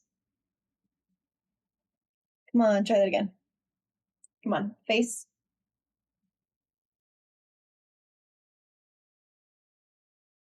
Oh, my sister is reading Throne of Glass series, and she's on the very last book, and probably only a couple hours left to go. She just got to the part. Well, I can't say it because I don't know if people in chat haven't read it, but she got to a very important part. Yeah, I know I'm reading a lot, and you don't like me talking this much. It's so much noise, and we're mostly quiet during the day. I think that's something too that she's just gonna have to get used to again, because I haven't been streaming as much as me talking a lot in the evenings. Well, it used to be during the day too. When I was working, when I first got her, I was working like 30 meetings a week at least, 30 to 50 meetings. Finch too. Oh, no. Why, of all things, did you make me do this? The hive certainly weren't perfect. Actually, let's not mince words. They were straight up evil. But you, I gave you a part of me. I let you make me worse just so I could make you better. You were supposed to understand. You were the only one who ever could. Why wouldn't you? Yeah, so really, this is your fault, not mine. I know. You don't want to be dead. I know that. You think I don't know that? I watched you shoot a guardian and her ghost dead, all because I could hear you in the back of my mind needing me to bring you back. And I listened. I listened to the others and then to you, to everyone except myself. I didn't expect miracles, but I expected something. Yes, you're dead now, and I can hear you, but I can't. Don't you get it? I just can't. I'm not going to be the trigger man anymore. I'm not going to sacrifice humanity on your personal altar. You're not worth it. You're not worthy. And you never were you? Why does Savathun have the light? I should have asked why a long time ago. None of us did at the time, but I should have. We both knew this isn't right. Look, I've got no faith left in the Traveler, but I know it. It wouldn't give me a monster and say, make him a god. No, we both know this wasn't right. Was it pity? Optimism? Maybe it's just the obvious. I mean, Hive don't accept gifts, they take. Maybe the Traveler was tricked. The end of some long con. The Traveler isn't just some dumb orb ripe for grifting. Gaul found that out the hard way. There's got to be more to it. I have to dig deeper, and if joining you damned me, Well, hell sounds like a good place to start. I'll find out how she did it, and I don't care how much you try to change my mind. You're staying dead, you hear me? You made me a monster, remember? You don't get to cry about it when I act like one. All right. His flip makes sense when it's written out like this better. Also, this artwork is really cool. One of the hive moths and the traveler together. Pretty cool. That would make a really cool tattoo. Oh, you guys, we're down to 1, 2, 3 more pages to read. That's a dedication. So 1 page. We really only have 2 pages left.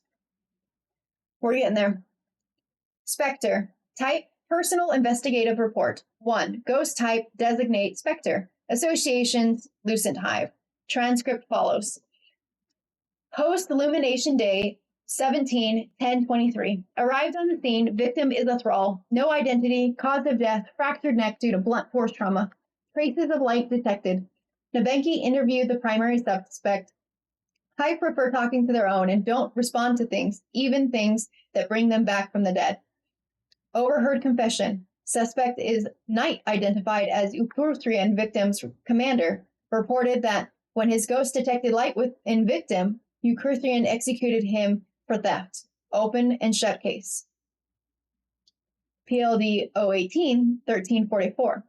3 more deaths fitting the same pattern. Internal artifacts of light, victims summarily executed, but circumstances raise more questions. Thralls don't partner with ghosts, should be unable to receive or carry light. Nabenki tasked to investigate. Suspects, an organized smuggling ring, potential human or following infiltration.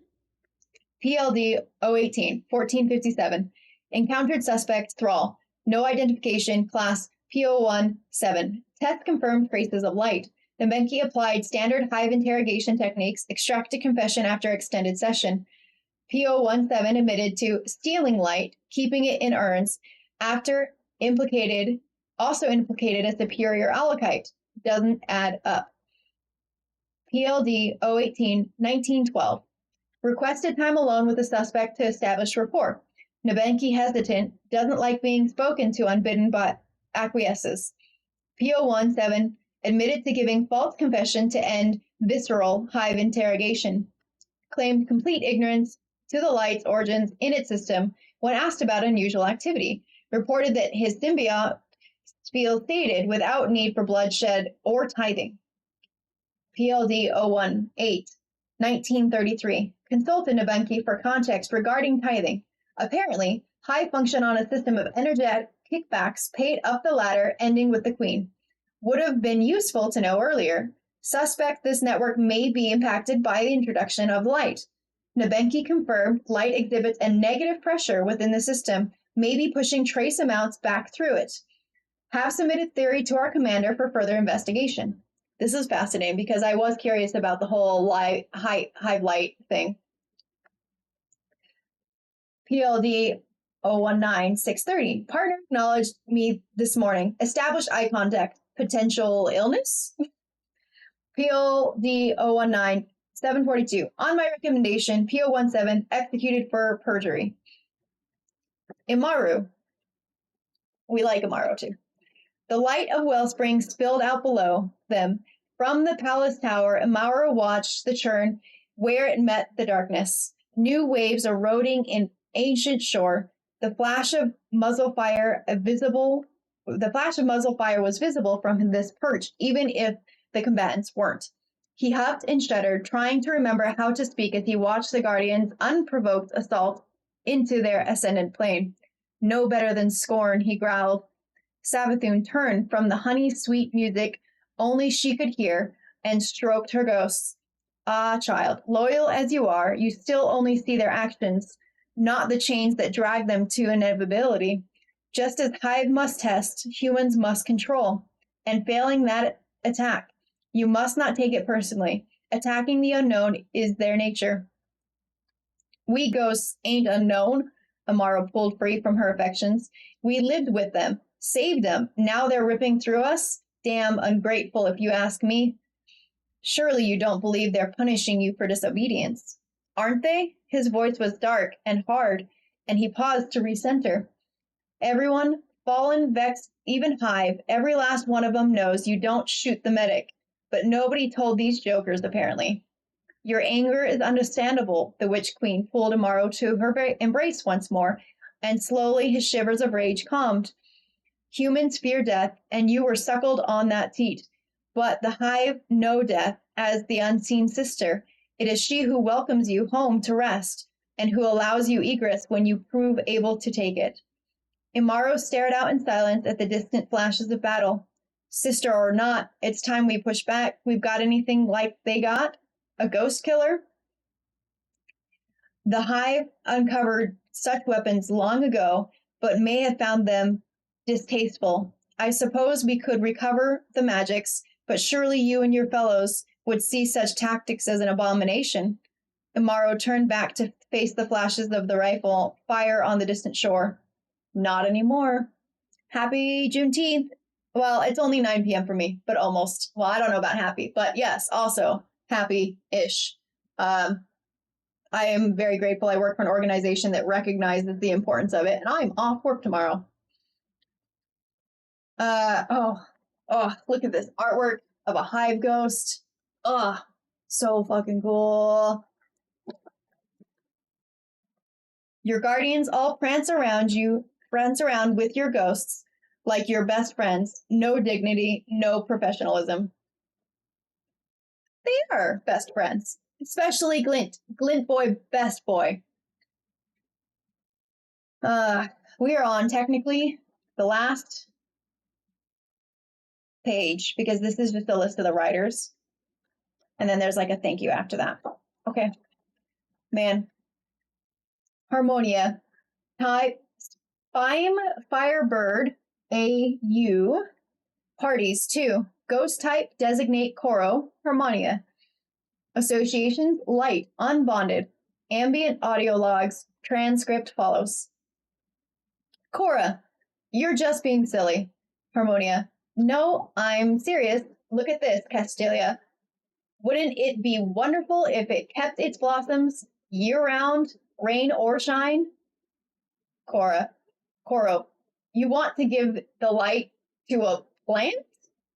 Harmonia. There's no rule book. Why can't I give the light to a plant? Or a pigeon? Or, maybe a dog.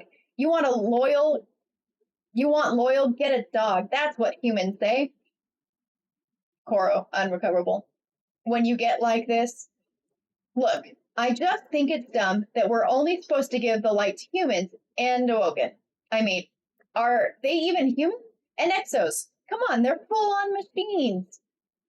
All any of them ever do is fight over stuff they want. They want glimmer. They want glory. They want knowledge.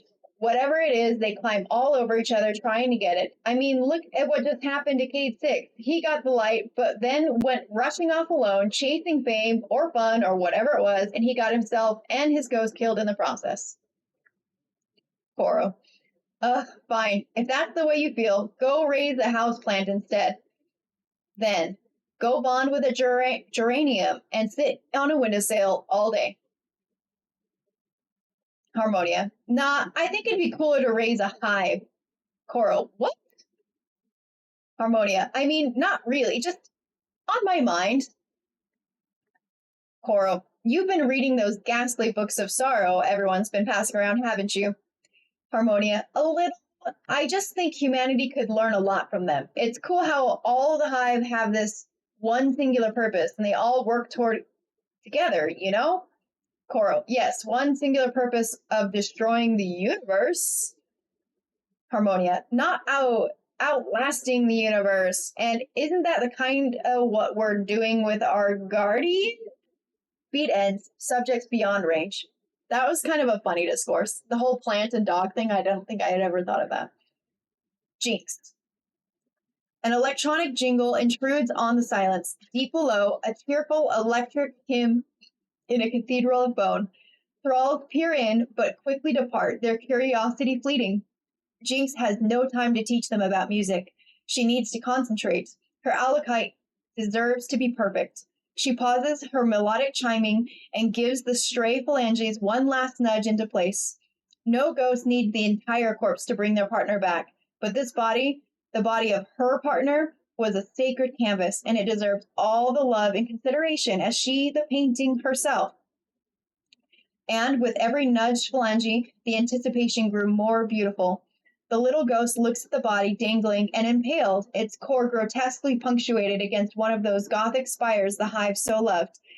She would have preferred to lay it prone, more ceremonial and appropriate for the sacred moment where her life returned to dead flesh. Her guardian deserves perfection, but fate places many limitations on tiny, handless orb, and Jinx had long ago learned to make the best of disagreeable circumstances. She scanned the body once again, everything in its place. Pygmalion's got nothing on me, babe. And she taps her shell flap against the hollow cheek in what she knows will become their shared gesture of affection. Jinx bobs back, and with only a moment's pause for butterflies in, well, she poses not her stomach, but somewhere, her shell, twists and splits into an orrery of wonder, bathing her alakite in light. That lovingly placed finger moves first, twitching and clutching with horrific noise that lies somewhere between suction and screaming. The former corpse pulls herself free of the spike through her chest. You're alive! The alakite lashes out ferociously with a twisted limb, knocking Jinx to the floor and condemning her with a gurgling shriek. Brittle claws scrape into the eroded grip of a battered shredder, and the alakite presses it with desperation into her own screaming maw. With a pull of a trigger, she falls limp again. Jinx stares down for some time, her gaze fixated on the painstakingly reconstructed finger now limp against the weapon's trigger. She sags, then raises her lens high with a huff. I can keep this up as long as you can. A metal shell flap affectionately taps the stump of a neck before Jinx begins again, her voice settling once more into a cheerful hum. Sooner or later, you will be my best friend. Oh my god. That's funny. I imagine choosing to resurrect one that refuses to cooperate and just killing it over and over again and then resurrecting it again. Wow. That's funny. They really saved some of the best stuff for last in this book. To everyone who inspired us, who shared our dream, and who walked with us in this incredible journey, to every member of this brilliant community, thank you for being the most important characters in the worlds we built. The end. 6 was good. It was way more sad and depressing than I expected it to be. This really cool artwork here in the very back. Is this the same artwork at the front? It is. I feel a little gypped. They put the same artwork in the front as the back. Aren't you supposed to do different artwork? It's still a nice piece, but still. All right. Well, with that, I think we are good for the night. I don't want to start playing some Destiny because it's already 9:30 and we give Kitty her pills just after 10. So we're going to go ahead and wrap it up for the night. Thanks for hanging out. I'll have to try to piecemeal this and part 1 together on YouTube later as a VOD to watch. If you want to go back and listen, I'm going to try to have just like the playlist of the 6 Grimoire readings put together in one place so it's easier to find them. But yeah, enjoy the book. Second half, I think, was a lot easier for me than the first half. The first half was really depressing. And by the end of the first half, I was like, I need a break, you guys. It's so sad. I was having a rough week, though. So, oh, big stretch, baby girl. Yeah, oh, big stretch. Morgana says we're done, too. Yeah. Yeah. Yeah. Yeah. Almost time for meds. How you feeling? Yeah. Yeah. Can I get some snuggles? Yeah. Go for a second. Oh, I got you. All right, my love.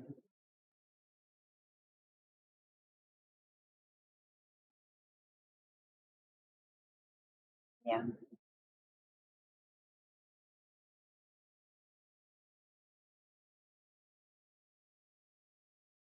All right.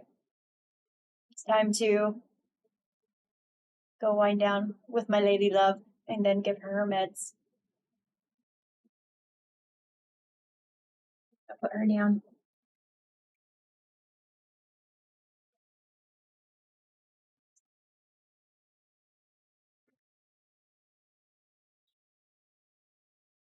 I don't think you're ready for that.